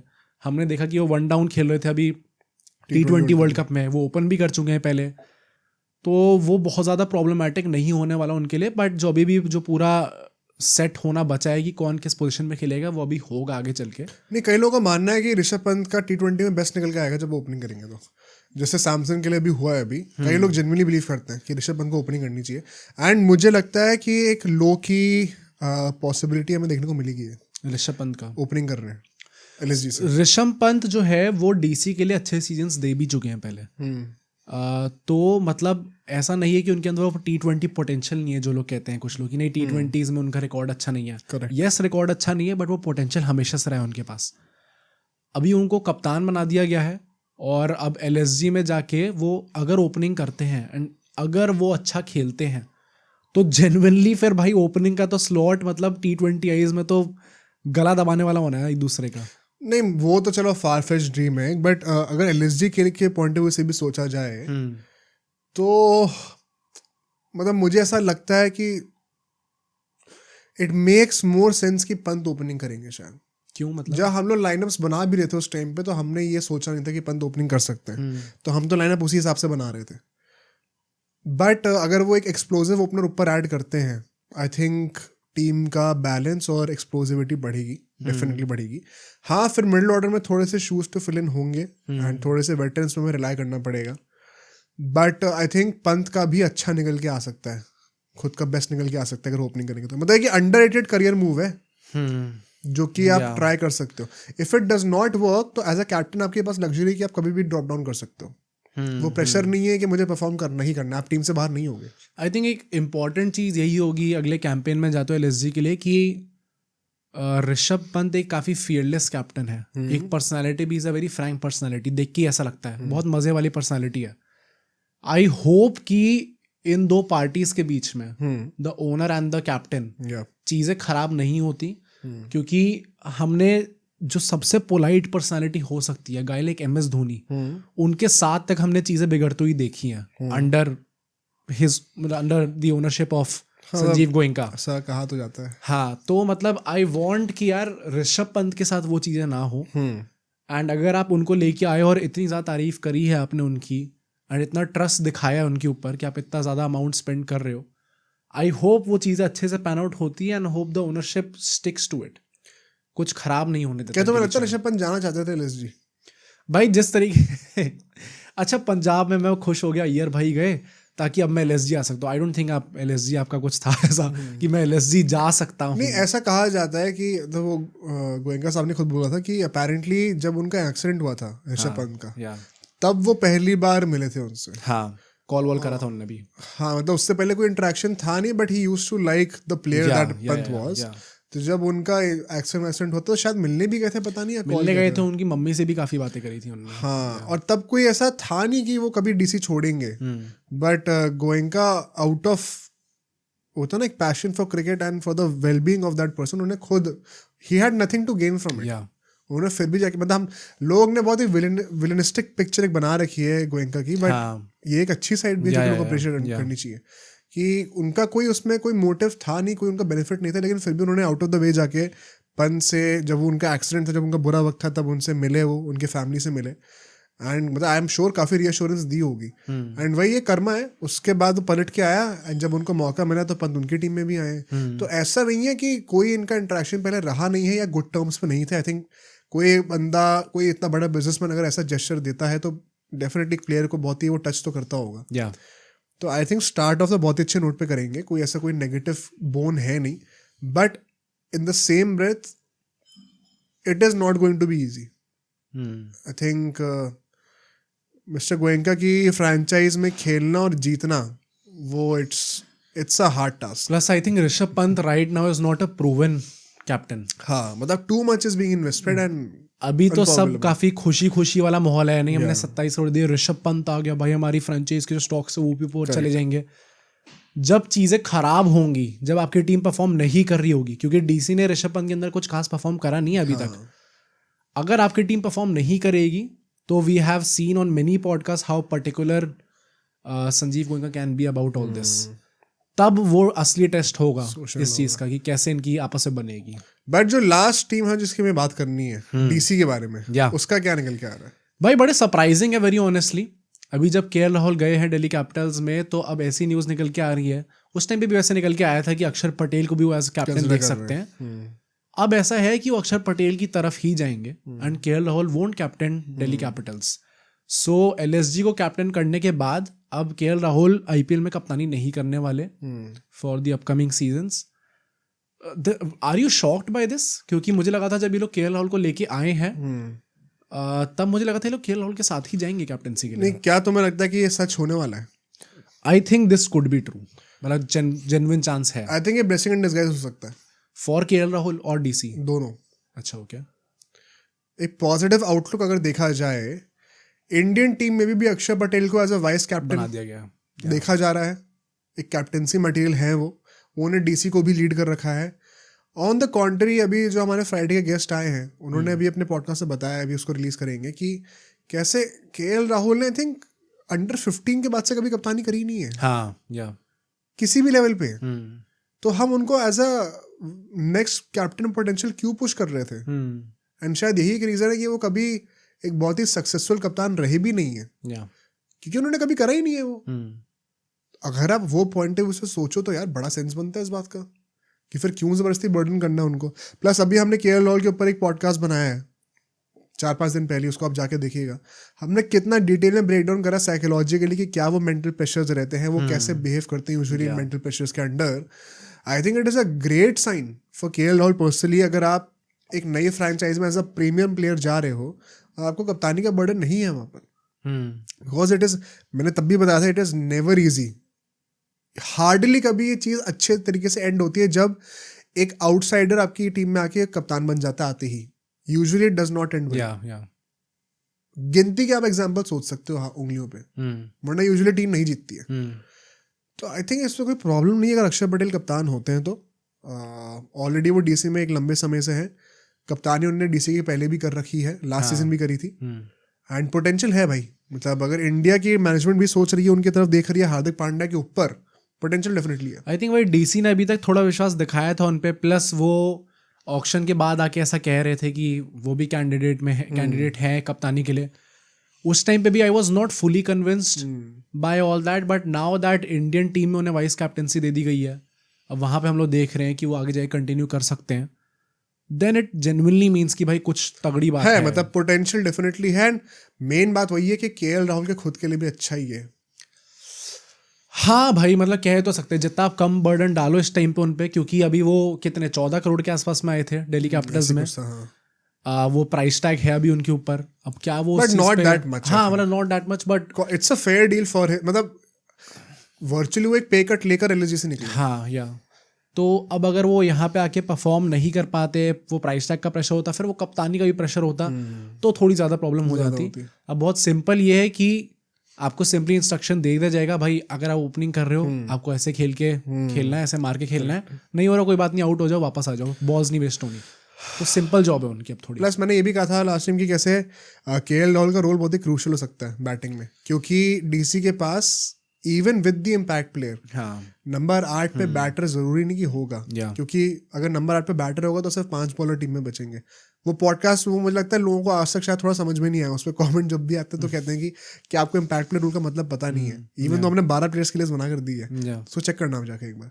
तो केएल राहुल का अगर नंबर 8 पे बैटर नहीं होता, because you want a 6th bowler जो कि कोटला में इंपॉर्टेंट हो सकता है, तो शायद एक वो थोड़ा सा होता है ना स्विचिंग बिटवीन एन अग्रेसर एंड एन एंकर, वो वाला रोल केएल राहुल के लिए क्रूशियल हो सकता है. तो बहुत पोटेंशियल है केएल राहुल के लिए to revive his career here. And शायद कप्तानी का बर्डन ना होना एक ब्लेसिंग इन डिस्गाइज डेफिनेटली हो सकता है. मैं एक्सपेक्ट करता हूँ कि डीसी को जल्दी से जल्दी इन द नेक्स्ट 2-3 वीक्स अनाउंस कर देना चाहिए कैप्टन. मतलब ऐसा कुछ ज़रूरी नहीं है, मुझे लगता है. खत्म करो, ये हो सकता है इन डिफेंस ऑफ डीसी कि आप चैंपियंस ट्रॉफी के बीच में अनाउंस नहीं करना चाहोगे फॉर अ प्लेयर, थोड़ी बैड पीआर भी हो जाती है. तो या तो आप फेब एंड तक करो, जब चैंपियंस ट्रॉफी खत्म हो जाए, उसके तुरंत बाद आप कर दो. 3 हफ्ते बचेंगे, फिर आईपीएल शुरू हो जाएगा, 2-3 हफ्ते होंगे. May be that is also good time. I am sure कि ये चीज कम्युनिकेट ऑलरेडी कर दी. आई थिंक कम्युनिकेट हो चुकी है. तभी मुझे लग रहा था कि मतलब ज़्यादा जल्दी ना भी करे, बट ये पॉइंट सही कि चैंपियंस ट्रॉफी के बीच में नहीं करना चाहिए, वरना फिर वो अननेसेसरी प्रेशर आता है, प्लेयर का ध्यान इधर उधर जाता है थोड़ा, तो चैंपियंस ट्रॉफी मत करो। बट कोई बड़ी बात नहीं कि केएल राहुल और अक्षर को पहले कम्युनिकेट कर दिया गया बिहाइंड द सीन, बस ऑफिशियल कम्युनिकेशन की बात है पब्लिक के लिए। हाँ, रिगार्डलेस यहाँ से हम लोग आईपीएल को छोड़ के अब जरा रणजी के ऊपर चलते हैं। आज हमने भाई हर एक उस एस्पेक्ट की बात कर ली, इंटरनेशनल क्रिकेट, आईपीएल, रणजी, हर चीज बात कर ली। शायद पहली बार इस पॉडकास्ट में ऐसा हो रहा है। बट रणजी में लेट्स स्टार्ट विद कोहली, क्योंकि अभी 3 दिन में उनका मैच होना है। एंड मैं एक चीज जरूर कहना चाहूंगा कि मतलब कई सारे ऐसे कमेंट्स आए हैं कि देखा गाली दे रहे थे एंड अब अगले मैच में आ गया ना, तो इंजरी सही में थी एंड तुम लोग को इतनी जल्दी नहीं बोलना चाहिए। बट भाई आप बहुत भूले हो यार, मतलब आई विश आपको भी थोड़ी हम लोग ऑफ द कैमरा आपसे मिल पाते हैं, कुछ बातें कर पाते हैं। मैं एकदम ही वर्ड टू वर्ड नहीं बोलूंगा, बोल नहीं सकते, बट समझदार को इशारा आई थिंक भाई मतलब मोस्टली आप भाई बड़े ही अच्छे दिल के, अगर आपको लगता है कि किसी प्लेयर को सही में कुछ इशू था और फिर वो एकदम से वापस आ गया, तो mostly I think I hope सब लोग इतने समझदार हैं यार कि सबको पता होगा ये। बट हाँ, जो सिलेक्ट फ्यू हैं जिनको लग रहा था एक्चुअली में नहीं यार इंजरी बहुत ज़्यादा थी, बहुत ज़्यादा प्रॉब्लम थी, इसलिए नहीं खेल सकते, अब ठीक हो गई एकदम से। मैं तो विराट कोहली का नाम ही नहीं ले रहा। हाँ, मैं भी उसकी बात नहीं कर रहा, इंजरी तो बहुत प्लेयर्स को रखी है। हाँ, तो एक ऐसे प्लेयर तो मतलब भाई ऐसे नहीं चलती, बहुत अलग अलग चीज़ होती है पीछे। बट रिगार्डलेस अगर हम लोग विराट कोहली की बात करें तो ऐसी उनके विजुअल्स भी आ गए अब तो भाई कि वो संजय बांगर के साथ प्रैक्टिस कर रहे हैं। करेक्ट। एंड स्पेसिफिकली जो बात हुई है कि किस चीज़ को लेकर प्रैक्टिस कर रहे हैं, ऐसा है कि वो अपने बैकफुट गेम को लेकर प्रैक्टिस कर रहे हैं ताकि वो स्क्वायर ऑफ द विकेट जो शॉट्स होते हैं उन पे वो ज्यादा कटवर्ड बेसिकली आई थिंक ऑफसाइड को अनलॉक करने के लिए बिहाइंड द विकेट भी इम्पोर्टेंट है, क्योंकि कवर ड्राइव कहीं ना कहीं रिस्ट्रिक्ट कर रही है उनको, कर रही है। प्लस हमने कितनी बार ऐसा इन रीसेंट पॉडकास्ट हमने बात करी है कि सचिन तेंदुलकर वो चीज़ अफोर्ड कर सकते थे कि कवर ड्राइव ना खेलूं मैं, क्योंकि उनके और भी शॉट्स थे ऑफ साइड पे खेलने को बहुत ज़्यादा। विराट कोहली के पास इनिशियली अपने प्राइम में काफ़ी हो गए थे शॉट्स, बट वो भी स्टार्टिंग में नहीं थे। थे। मुझे याद है 15-16 के आसपास उन्होंने कट मारना तगड़ा शुरू करा था। एंड मुझे स्पेसिफिकली याद है ये इंडिया की उस टाइम पे वो थोड़ी सी डार्क ब्लू जर्सी हुआ करती थी। एंड तब एक बार कमेंटेटर ने बोला था, आई थिंक इंग्लैंड में खेल रहे थे या कहाँ खेल रहे थे, या साउथ अफ्रीका में खेल रहे थे, तब मुझे याद है कमेंटेटर ने बोला था कि देखो अब कट तगड़ा मारने लग गया, पहले नहीं था, इसने वर्क करा अपने उस क्रीज पे। पर फिर वही है कि पिछले 4-5 साल में फिर लुक एट इट तो फिर एकदम से काफी कम हो गया और फिर वो कवर ड्राइव पे ही रिलाई करते आ रहे हैं। Probably he has also now realize किया सिर्फ एक चीज़ पे आप नहीं कर सकते बैंक, जब आपकी ही वीकनेस बनती जा रही है वो। एंड सो उन्होंने प्रैक्टिस करनी स्टार्ट कर दी है। न्यूज़ आ गई है कि वो 30th वाला मैच खेलने वाले हैं। आई थिंक गुड साइंस, अच्छे साइंस है ये। एंड होपफुली हमें एक अच्छी परफॉर्मेंस देखने को मिलती है। बट एटलीस्ट मतलब ये तो फाइनली हमें विराट कोहली वापस दिखे। एंड जो हमने लास्ट में बोला था लास्ट पॉडकास्ट में कि भाई सब खेलने आ रहे थे यार, वो देखने में अच्छा नहीं लग रहा था। It was a good move to not play that game. क्यों भाई? जडेजा खा जाता। अच्छा या क्या पता ये 4D चेस चल रहा था विराट कोहली के दिमाग में। मैं विराट कोहली का नाम नहीं लूंगा, मैं बट एक ऐसे प्लेयर हैं जो कि जिनको मतलब ब्रांड की भी प्रॉब्लम होती है ना। हाँ। कि अगर रणजी में जाके जल्दी आउट हो गए और सेम तरीके से आउट हो गए एक लेफ्ट स्पिनर पे, तो यार वो हो जाएगा थोड़ा, तो वो वाले भी प्रेशर्स होते हैं। हाँ। बट मैं नाम नहीं लूंगा।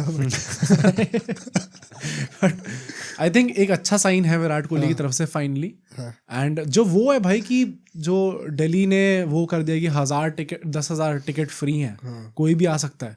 किसी को उसकी टेक्निकलिटी पता हो तो प्लीज कमेंट से बताना, क्योंकि मैं अलग अलग चीजें सुन रहा हूँ भाई। कुछ लोग कह रहे फर्स्ट कम फर्स्ट सर्व्ड है, कुछ लोग कह रहे वो 10,000 के लिए ऑलरेडी अप्लाई करना होता है। वो कर चुके हैं। डेट कब है? 30th को ही है ना? दिन कौन सा? आज है मंडे, ट्यूसडे, थर्सडे।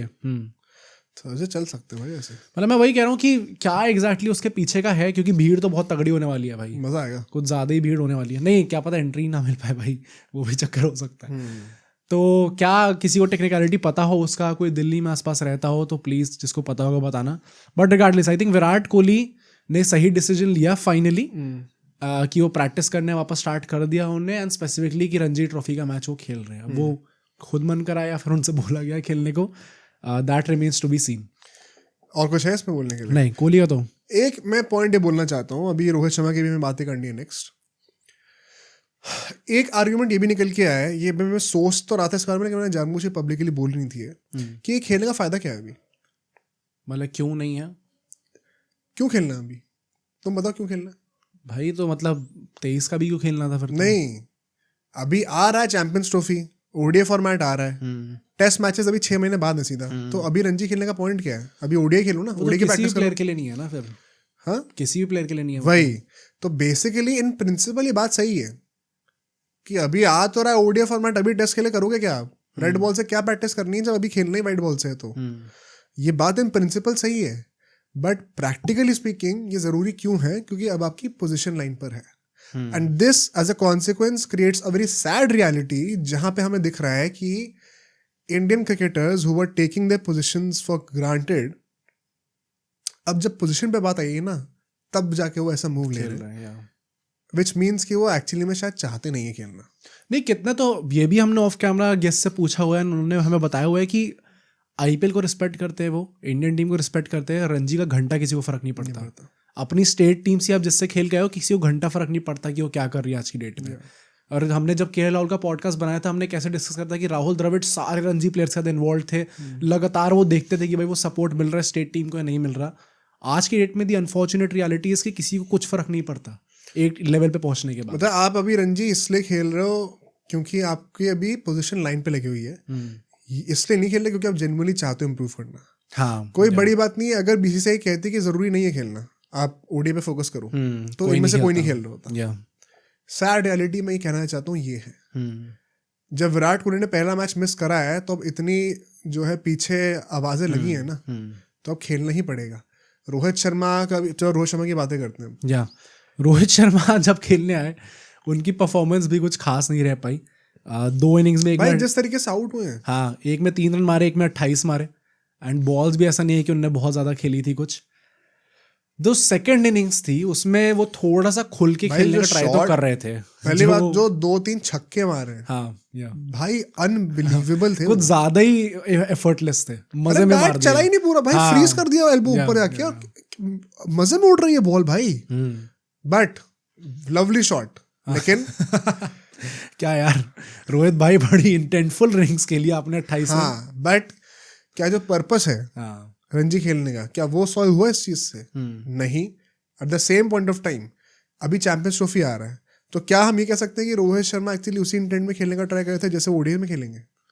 भाई कायदे से करना तो नहीं चाहिए था ये, बट अगर ऐसा नहीं है तो this is my whole problem with these superstars कि आइडियली पता है अभी कोई सेंस बनता नहीं रणजी खेलने का एक मैच, बट अब आपको खेलना पड़ रहा है क्योंकि you have pushed BCCI to that extent. अब ये हो गया कि आइडियली क्या सेंस बन रहा है कि अभी मुझे T20 सीरीज और ओडीआई सीरीज आ रही है, और 6 महीने तक उसका फिर आईपीएल है, कोई टेस्ट नहीं है, लेकिन मैं अभी भी रणजी खेलूं, कोई सेंस नहीं बनता इस चीज का।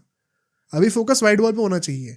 लेकिन आपके पुराने जो ट्रैक रिकॉर्ड रहा है उसके चलते आपने बीसीसीआई को फोर्स करा है कि अब इनको ये डिसिप्लिनरी चीजें डालनी पड़ रही हैं, बस वो यू है हैव कि पुट दिस ऑन योरसेल्फ।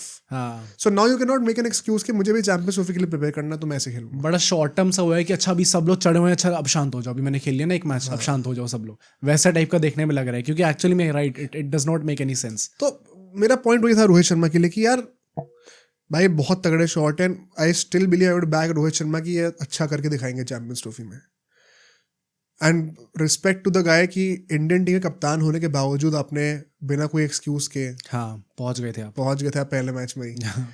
तो but it's not serving the purpose भाई, मतलब थोड़ा अनफॉर्चुनेट है इस टाइम पे। चलो वो पहुंच गए, उनने वो ईगो नहीं दिखाई। नहीं, पर देखो बात हुई है, अभी हम लोग क्या कह रहे हैं कि यार कम से कम पहुंच तो गया, कम से कम मैच मिस तो नहीं करा। बट क्या ये ऐसा होना चाहिए कि आप सुपरस्टार हो तो यार थैंकफुली आप पहुंच तो है कम से कम। ये सेंटिमेंट ही हम लोगों में गलत नहीं है। मतलब मेरे लिए अनफॉर्चुनेट ये है कि चलो ही इज ट्राइंग, बट मतलब देख के लग रहा है कि it is very difficult now भाई कि वो कम बैक हो पाएगा रेड बॉल के। आई डोंट, क्या लग रहा है ये डिस्कस करते हैं जरा। I don't see him making a come back in the test team, क्योंकि अब इसके बाद अब टेस्ट मैच या फिर रणजी भी खेलने को तो मिलने नहीं वाला। अब तो पूरा फोकस अब आईपीएल पे होने वाला है। मुंबई इंडियंस तो बेटा कहेगी अब 2 हफ्ते पहले पहुंचो कैंप में, 3-4 हफ्ते पहले। जून से पहले आप नहीं खेल रहे कुछ भी, और विद इन 2-3 वीक्स उसके बाद इंग्लैंड का टूर आ रहा है। रोहित शर्मा के पास ये एक चांस था जहां पे वो 100 मार देते, जैसे गिल ने मारी भी बात करेंगे, एंड सबको चुप कर दें। अगर विराट कोहली अगले मैच में आके 100 मार देते हैं ना, मैं थोड़ी सी, देखो ये वन साइड कंट्रोवर्शियल चीज है, बट ये it is a bad thing for Rohit Sharma I think. क्यों मतलब? क्योंकि फिर सिर्फ रोहित शर्मा लेफ्ट आउट है भाई. अगर विराट कोहली ने भी आके 100 मार दी, it is not good news for Rohit Sharma camp. मतलब नॉट हिज स्कैम क्योंकि पीआर पे इफेक्ट पड़ेगा या फिर वो तो पड़ता ही है. हाँ. बट हमें पीआर से क्या मतलब है? मेन बात है कि जो 2 लोगों जिन पे अभी तलवार चल रखी है रिटायर करने के लिए, उसमें से एक बंदे ने परफॉर्म कर दिया है एट अ टाइम. दोनों एक साथ तो रिटायर करने मुश्किल है. Naturally as a point of elimination Rohit Sharma अपने आप सामने आ जाएंगे. मतलब मेरे हिसाब से विराट कोहली, ईदर वे जो भी रिपोर्ट्स भी निकल के आई हैं, जितनी लोगों से बात हुई है, everybody is pointed towards the fact कि BCCI still looking at Virat Kohli कि नहीं इसको हम लोग खिला सकते हैं अभी भी. एंड रोहित शर्मा पे दे आर थिंकिंग कि यार हमें शायद कॉल ले लेनी चाहिए. और plus Rohit Sharma not performing in the red ball format, चाहे वो रणजी हो चाहे इंटरनेशनल हो, it is not helping his case. I think either way Rohit Sharma ही सबसे पहले होने थे इन दोनों खिलाड़ियों में से जो पहले रिटायर हो जाएंगे. बट शायद एक टूर का उन्हें लेवरेज मिल सकता था अगर वो परफॉर्म कर देते रणजी में. शायद आई स्टिल थिंक कि बहुत डिफिकल्ट होता. तो यार वो एक टूर वही है ना, वो करियर मेक और ब्रेक है ना. मेक तो नहीं हो सकता ना. अब मेक क्या होगा यार देखो, अब ये बात जरूर मैं डिस्कस करना चाहता हूँ कि कुछ भी कहो, अब ये बुरे सेंस में लो या अच्छे सेंस में लो भाई, but he is in no mood to give up. Rohit Sharma ना, हाँ ये बात तो है. मतलब वो उसको वो दिखा रहे हो, वो पार्क वार्क में जाकर भी भाग रहा है, कर रहा है, वो कर रहा है. अब इस पे आपकी वो तारीफ वाला पॉइंट भी बनता है कि इस उम्र में भी आकर जब आपका है कि the easiest thing right now to do is कि कॉल इट क्विट्स. बट वो कह रहा है भाई मुझे घिसना भी पड़ेगा ना क्लब लेवल पे जाकर भी, तो भी मैं घिसूंगा, लेकिन मैं कम बैक करके दिखाऊंगा. ये बात तो है भाई. तो दाद देनी पड़ेगी इस बात की. At the same time criticism ये भी हो सकता है कि you should realize your time has come. And अब आप बनाओ जगह भाई, अब लोग आ गए, बहुत सारे लोग आ गए पीछे. तो ये मैं दोनों पॉइंट समझता हूँ. बट ये है कि मतलब इफ कह रहा है कि मतलब if it comes down to the fact कि मुझे रणजी खेलना है अब, तो मैं खेलूंगा भाई चाहे कैसा हो. मतलब वेरी ऑनेस्टली मुझे पसंद भी ये चीज इसलिए क्योंकि I was not expecting this. मतलब घिसने को तैयार है मतलब जब वो तुरंत पहुंच गया था ना, उसके बाद रणजी के लिए रेडी भी हो गया था, भागते हुए दिख रहा है, लगातार वीडियोस आ रही हैं उसकी भागते हुए. इंडियन कैप्टन है, ऑल फॉर्मेट कैप्टन थे भी कुछ महीने पहले तक, इसलिए बात और बड़ी हो जाती है. कोई ऐसा कोई स्टैट भी निकल के आया था कि पता नहीं 20-21 सालों बाद हमने कोई करंट इंडियन कैप्टन को रणजी खेलते हुए देखा है. अच्छा, आई कुड बी रॉन्ग, ऐसा कोई स्टैट मैंने सुना था. मैंने यूजुअली खेलते नहीं है. मतलब जो भी है इसके पीछे का, ये आपको जरूर दाद देनी पड़ेगी कि वो एकदम रेडी हैं चाहे कुछ भी हो जाए. But at the same time मतलब if anybody asks me right now also कि क्या do I see Rohit Sharma on that plane to England tour, नहीं. How do you take that call, क्योंकि he is willing to go through everything. नहीं कर ले भाई, मतलब अब क्या टाइम तो है नहीं अब. ऐसा तो है रणजी के राउंड होने नहीं है वो. उससे पहले वो इंग्लैंड लायंस के साथ शायद वो 3 मैच खेलने वाले हैं, काउंटी के 4-4 दिन वाले. उसमें इट विल डिपेंड कि भाई अगर आपने वहां पे खेल लिया तो आप कर जाओगे. उससे पहले आप लगातार वाइट बॉल फॉर्मेट खेलते रहे हो, चैंपियंस ट्रॉफी देन IPL. उसके बाद कैसे आप वो स्विच करते हो जब आपने रेड बॉल 2 महीने से छुई नहीं है. लास्ट टाइम आपने जनवरी में छुई थी, वहां पे आपसे रन बने नहीं. तो कैसे आप कन्विंस करोगे सेलेक्टर्स को कि आप कर सकते हो, unless and until you pull out something extraordinary कि आप वहां पे जाके 2 सेंचुरी मार दिया आपने 3 मैच में. या फिर आई थिंक ये भी एक बहुत बड़ी बात है कि अगले 2 टूर्नामेंट, चैंपियंस ट्रॉफी और IPL, ये दोनों एक T20 एक ODI है, टेस्ट से लेने देना नहीं है. लेकिन इन दोनों का फॉर्म जो है रोहित शर्मा का कमबैक करा सकता है टेस्ट में. या क्या कराना चाहिए? नहीं कराना नहीं चाहिए, बट करा सकता है. भाई यार पता नहीं, मुझे तो टेस्ट में बहुत डिफिकल्ट लग रहा है इस time. Saying also Kohli, I think Kohli का तो वो इंग्लैंड टूर है. बट एक होता है ना कि इंग्लैंड टूर आप जा रहे हो, तलवार इतनी पास है गर्दन से. ये और एक कि अब आपने फेंक दिया तलवार उठा के कि बेटा आप चुप रहो कुछ टाइम. कोहली के लिए भी एक शायद ये सिनेरियो है कि चलो आपको 2 मैचेस दिए जाएंगे, आपने परफॉर्म नहीं करता आपको बैठा दिया जाएगा. और एक है कि चलो आपको ये टूर हम लोग पूरा देते हैं, आप करके देखो. हाँ ये कुछ नहीं बोले, ये हो सकता है. आई थिंक IPL और चैंपियंस ट्रॉफी मुझे जेन्युइनली लगता है इसीलिए कि यंगस्टर्स का वो एक नर्व्स होती है कि पहली बार खेल रहे हैं, इंडिया के बाहर खेल रहे हैं, जो भी है. बट इन दोनों के लिए जितना प्रेशर है ना अभी, कोई आसपास भी नहीं है शायद पूरे टूर्नामेंट में. जितना प्रेशर इन दोनों पे उतना और भी किसी कंट्री किसी प्लेयर में नहीं है. एट द सेम टाइम एक और चीज निकल के आई रोहित शर्मा के रिगार्डिंग कि उन्होंने BCCI से कंप्लेंट कर दी है गावस्कर की कि भाई डे 1 से जो क्रिटिसिज्म मिला है मुझे उनकी तरफ से वो बहुत अननेसेसरी था. वेदर इट बी कि जब मैं अपने बच्चे के लिए रुका था, पहला मैच नहीं खेला था, तब उन्होंने कहा था कि फिर बुमराह कोई पूरा कैप्टन करना चाहिए. जब मैं वापस आया और मैंने बैठने का डिसीजन लिया खुद, तब उनने बोला कि while it is very selfless, eight the same time उन्होंने खुद अपनी जगह पे बहुत क्वेश्चंस रेस कर दिए हैं। तो वो चीज़ अपेरेंटली रोहित शर्मा को पसंद नहीं है और उन्होंने बीसीसीआई से इस बारे में complaint. I would like to believe ये फेक न्यूज़ है। सेम मतलब आई थिंक इतना बच्चों वाली हरकतें कोई नहीं करेगा कि जाके कंप्लेंट कर दी किसी की। प्लस दोनों यार सेम, अभी वो उसमें वो वानखेड़े का इवेंट हुआ था, सब साथ में बैठे थे। आई डोंट थिंक ऐसा कुछ भी है, ये बस मसाला डालने के लिए लोग न्यूज़ डाल देते हैं। कितनी बार हमने कही कई सारी न्यूज़ सच भी होती है, but I would like to believe ऐसा कुछ भी नहीं है। ठीक है, moving on to the next player, जो शुभमन गिल ने सेंचुरी मारी है। मतलब इस सेगमेंट में मैं शुभमन और जडेजा दोनों की बात करना चाहता हूँ, क्योंकि जितने भी सुपरस्टार्स थे सपोजेड, उनमें से जो दो लोग का था जिनके ऊपर थोड़े सवाल थे, बट हाँ ये था कि इनको खेलना तो चाहिए, ये था कि तुरंत रिटायरमेंट दे दो। उन दोनों ने सबकी बोलती बंद कर दी है। गिल पहली इनिंग में आउट हो गए थे, बट जिस तरीके से उन्होंने 100 मारी और पंजाब को कैरी करा है पूरा, भाई वंस अगेन आई थिंक कि बहुत ज्यादा लोग ओवर क्रिटिकल हो रहे हैं उसको लेके। यस, इंडिया के बाहर रन नहीं है, बट स्टिल वो हमारे पूरे सीजन के सेकंड हाईएस्ट स्कोरर थे टेस्ट मैचेस में। मजाक नहीं है। मतलब वही जो हेटर्स हैं वो हमेशा अभी भी यही लेने वाले हैं डिबेट, यही कहेंगे कि अच्छा ये तो एशिया में ही तो मारी है, इस पर तो वैसे ही पहले भी सवाल नहीं थे। तो आई थिंक पॉइंट वही है कि अगर आपका यही बंदा एशिया में इतना एक्स्ट्राऑर्डिनरी लेवल पे परफॉर्म कर रहा है, भाई कर तो रहा है कम से कम एशिया में, exactly. तो वो भी नहीं कर रहे, तो आप किस मुंह से कहोगे अच्छा नहीं आपको बाहर नहीं ले जा सकते हम लोग, क्यों बोलोगे आप ऐसा? आप क्या प्रेफर करोगे, एक बंदा जो कि ना बाहर परफॉर्म कर रहा है ना घर पे कर रहा है, वर्सेस एक बंदा जो कि एटलीस्ट घर में तो कर रहा है? या एग्जैक्टली, दोनों ना करने से अच्छा एटलीस्ट एक जगह तो करो। आई थिंक बहुत ही फालतू क्रिटिसिज्म है, वेरी ग्रिटी इनिंग्स। अच्छा मैं यही बात कह रहा था कि अब देखो, क्या गिल को नहीं खेलनी चैंपियंस ट्रॉफी? वाइस कप्तान है, पीछे जायसवाल खड़ा हुआ है, लेकिन टेस्ट मैच की रिस्पेक्ट करते हुए उसी तरीके से खेल के दिखाया और 100 मारी। रोहित शर्मा ने अपने वो एग्रेसिव इंटेंट में 2-3 छक्के बहुत सुंदर मारे, but gave away his wicket. अब बात यही है, वही मैं once again I will say, ideally आपको अभी खेलना चाहिए नहीं था रणजी, बट आपके पास ट्रैक रिकॉर्ड ने आपको फोर्स करा है इस वक्त कि आप ये खेलो, और आप इस चक्कर में फंसोगे कि अब मैं मार के खेलूं क्योंकि चैंपियंस ट्रॉफी आ रहा है, या फिर टेस्ट मैच को टेस्ट मैच की तरह खेलूं।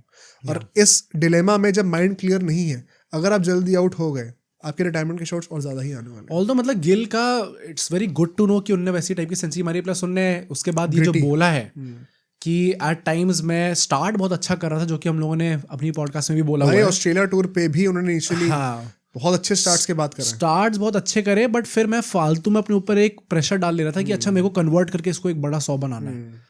तो जब तक अगर मैं वो ज़्यादा प्रेशर डालूंगा अपने ऊपर तो मैं परफॉर्म नहीं कर पाऊंगा अच्छे से, तो मैंने उस चीज़ को लेट गो करा, and that is why now I have scored a century. And it's brilliant effort. मैं ये भी कहूंगा, देखो जायसवाल के भी रन नहीं है, डज नॉट मीन कि कोई क्वेश्चन करना चाहिए। भाई बंदे ने हर जगह घिसाई कर रहा है, तो उसके रन नहीं है तो अब उस पर क्वेश्चन मत करना जैसे गिल को कर रहे थे। बट ये दोनों सही वक्त पे सही उम्र पे अभी से रणजी को रिस्पेक्ट कर रहे हैं। बीसीसीआई का ऑफ कोर्स डंडा चला है, but these guys are going to be leading India in the next 10 years। और ये अगर अभी से सही प्रेसिडेंट सेट कर रहे हैं, होपफुली ये सुपरस्टार कल्चर को एकदम मतलब होता है ना गाड़ दिया जाएगा जमीन के अंदर। ये दिखना नहीं चाहिए हम लोगों को। इनएविटेबल है काइंड ऑफ, बिकॉज इंडिया में हमें आदत है कि कोई भी पब्लिक सेलिब्रिटी होता है उसको सर पे चढ़ा के रखना होता है, बट परफॉर्मेंस से ऊपर कुछ भी नहीं है। अगर परफॉर्मेंस नहीं आ रही है तो ये सुपरस्टार कल्चर का कोई फायदा नहीं है, एंड बीसीसीआई का बहुत बड़ा रोल होने वाला है। आई स्टिल वंडर कि इनको इतना टाइम क्यों लगा ये सब करने में, इनको ये सब पहले ही कर देना चाहिए था।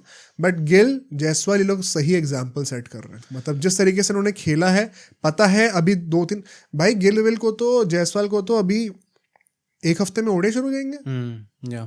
पर इज्जत करी टेस्ट मैच फॉर्मेट की, रेड बॉल को ग्रिटी इनिंग्स खेली है, सर नीचे रख के रन मारे। आई थिंक मैं सबसे ज्यादा खुश ऑल्दो था जडेजा के लिए भाई, एंड डोंट बी सरप्राइज अगर जडेजा सबसे पहले रिटायर होता है। या दैट इज द अनफॉर्चुनेट, बहुत बुरा सीन चल रहा है, मुझे लग रहा है आई am not getting good vibes from ये जो जडेजा का पूरा सीन चल रहा है। मतलब उस बंदे जो बोलती बंद करी है। हाँ वही, मतलब आके पहली इनिंग्स में 5 विकेट, देन 7 विकेट, मतलब उसने वो प्रूव कर दिया कि भाई जितना भी तुम लोगों को डंडा चलाएं चला लो, रणजी खेलने में मुझे कोई प्रॉब्लम नहीं है, बट सबसे कम जरूरत मुझे ही है इस टाइम पे। एग्जैक्टली, सबसे कम जरूरत मुझे है। अश्विन जडेजा यार वंस अगेन, मतलब अगला टेस्ट मैच इंडिया में अक्टूबर-नवंबर में होने वाला है। बहुत टाइम है। अगर उस टेस्ट मैच में अश्विन जडेजा दोनों ही नहीं दिखते, ये इंडियन क्रिकेट की पिछले 7-8 सालों की सबसे बड़ी हार है।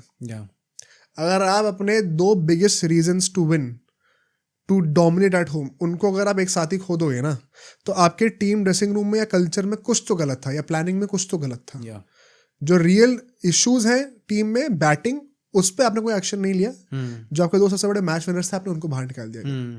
जडेजा ने वो अपनी जर्सी की फोटो भी डाली थी। There is definitely something. Champions trophy के स्क्वाड में उनका लास्ट नाम था, कुछ तो गलत है जरूर, बट भाई लॉर्ड जडेजा, सर जडेजा जो कहा जाता है ना, क्लच भाई जब था करियर लाइन पे, अगर हम कह रहे थे कि रोहित और कोहली को 100 मारने की जरूरत है, जडेजा को जरूरत भी नहीं थी, तब भी उन्होंने करके दिखाया। मतलब वही बात है विकेट भाई, हाँ उन्होंने वो एग्जैक्टली वही प्रूव करा कि भाई तुम्हें खिलाना है खिला लो, मुझे कोई फर्क नहीं पड़ता इससे। बट ठीक है, अगर आपको कॉल लेना ही लेना है तो कायदे से प्रायोरिटी लिस्ट पे मैं हूँ भी नहीं ऊपर और लोग हैं जिन पे आपको कॉल लेना चाहिए। I hope he starts in champions trophy, I genuinely believe so. And test matches में यार आराम से अभी 2 साल तो कहीं के नहीं गए भाई। एक और WTC साइकिल जडेजा डिजर्व करते हैं। फिटनेस में अगर हम लोग कह रहे हैं विराट कोहली की फिटनेस इतनी अच्छी है कि 2 साल और 4 साल और खेल सकते हैं, जडेजा की फिटनेस कम थोड़ी है कुछ। जडेजा कहीं कम, Jadeja is a better fielder. Jadeja is batting better than Kohli in test matches. Jadeja is now the best spinner of India after Ashwin. किस बेसिस पर निकाल रहे हो? रोहित कोहली से बेटर टेस्ट बैटर है इस वक्त। तो आई होप कि ये सब बिल्कुल भी ना हो। बट गिल और जडेजा ने जिस तरीके से रिजल्ट्स दिए हैं, परफॉर्म करके दिखाया है जब जरूरत थी, it's a very good sign.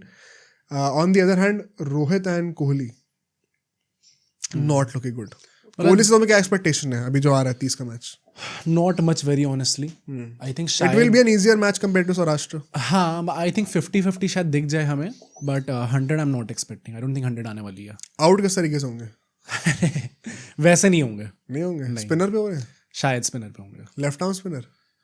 मतलब लेफ्ट आर्म पे हो कुछ और, हाँ शायद लेफ्ट आर्म पे हो भाई, उनकी वीकनेस हो रही है। देखना पड़ेगा टीम में खेलेगा कौन कौन, बट हाँ मतलब आई थिंक पेस पे तो नहीं होने वाला, उस तरीके से आउट नहीं होंगे। चलो मैं ये बोलने वाला हूँ कि वो कवर ड्राइव खेलते हुए आउट नहीं होंगे, कि स्लिप्स पे आपने कैच पकड़ा दिया, हाँ वैसा आउट नहीं होंगे, कुछ उल्टा सीधा होगा। स्पिनर पे LBW हो रहे लेफ्ट आर्म, ये हो सकता है LBW, पर 100 नहीं आ रही, 100 नहीं आ रही, but at the same time 50 शायद हमें देखना। आई होप 100 आए भाई, क्योंकि जरूरी है अभी चैंपियंस ट्रॉफी के लिए, बहुत जरूरी है। तो लेट्स होप कि विराट कोहली एटलीस्ट दोनों में से एक तो क्लिक कर जाए अभी।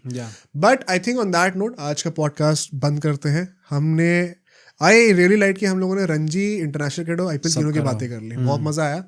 तो and this is thanks to the fact कि BCCI अब सुपरस्टार्स को फोर्स कर रही है। प्रॉब्ली फ्यूचर में हमें शायद और ऐसी पॉडकास्ट देख सकती हैं, फिर देखने को मिल सकते हैं। अगर आपको पसंद आया हो तो प्लीज़ ज़रूर फीडबैक दीजिएगा कि आपने ये जो तीनों चीज़ कवर करी है, आप और देखना चाहते हैं इसको कि नहीं। बाकी जो हमारे और गेस्ट्स आते रहते हैं पॉडकास्ट पे, और हम लोग पुरानी कहानियाँ निकालते रहते हैं, उसके रिकमेंडेशंस भी ड्रॉप करिए कमेंट्स में। अच्छे अच्छे गेस्ट सजेस्ट करिए, अच्छे अच्छे स्टोरी सजेस्ट करिए जिसको आप चाहेंगे कि हम ब्रेक डाउन करें। वेंसडे को भी एक बहुत ही इंटरेस्टिंग स्टोरी आने वाली है हिस्ट्री में से, और फ्राइडे को एक बहुत ही इंपॉर्टेंट गेस्ट आने वाले हैं। बाकी any last thoughts for you? मतलब वही कहूँगा यार, सपोर्ट करते रहो, चैनल को सब्सक्राइब करो, वीडियो को लाइक करो, एंड मेंबरशिप्स का भी देखो यार, थोड़ा सपोर्ट मिलेगा तो हम और ग्रो कर पाएंगे, साथ में टीम थोड़ी एक्सपैंड कर पाएंगे। And we'll see you guys in the next video.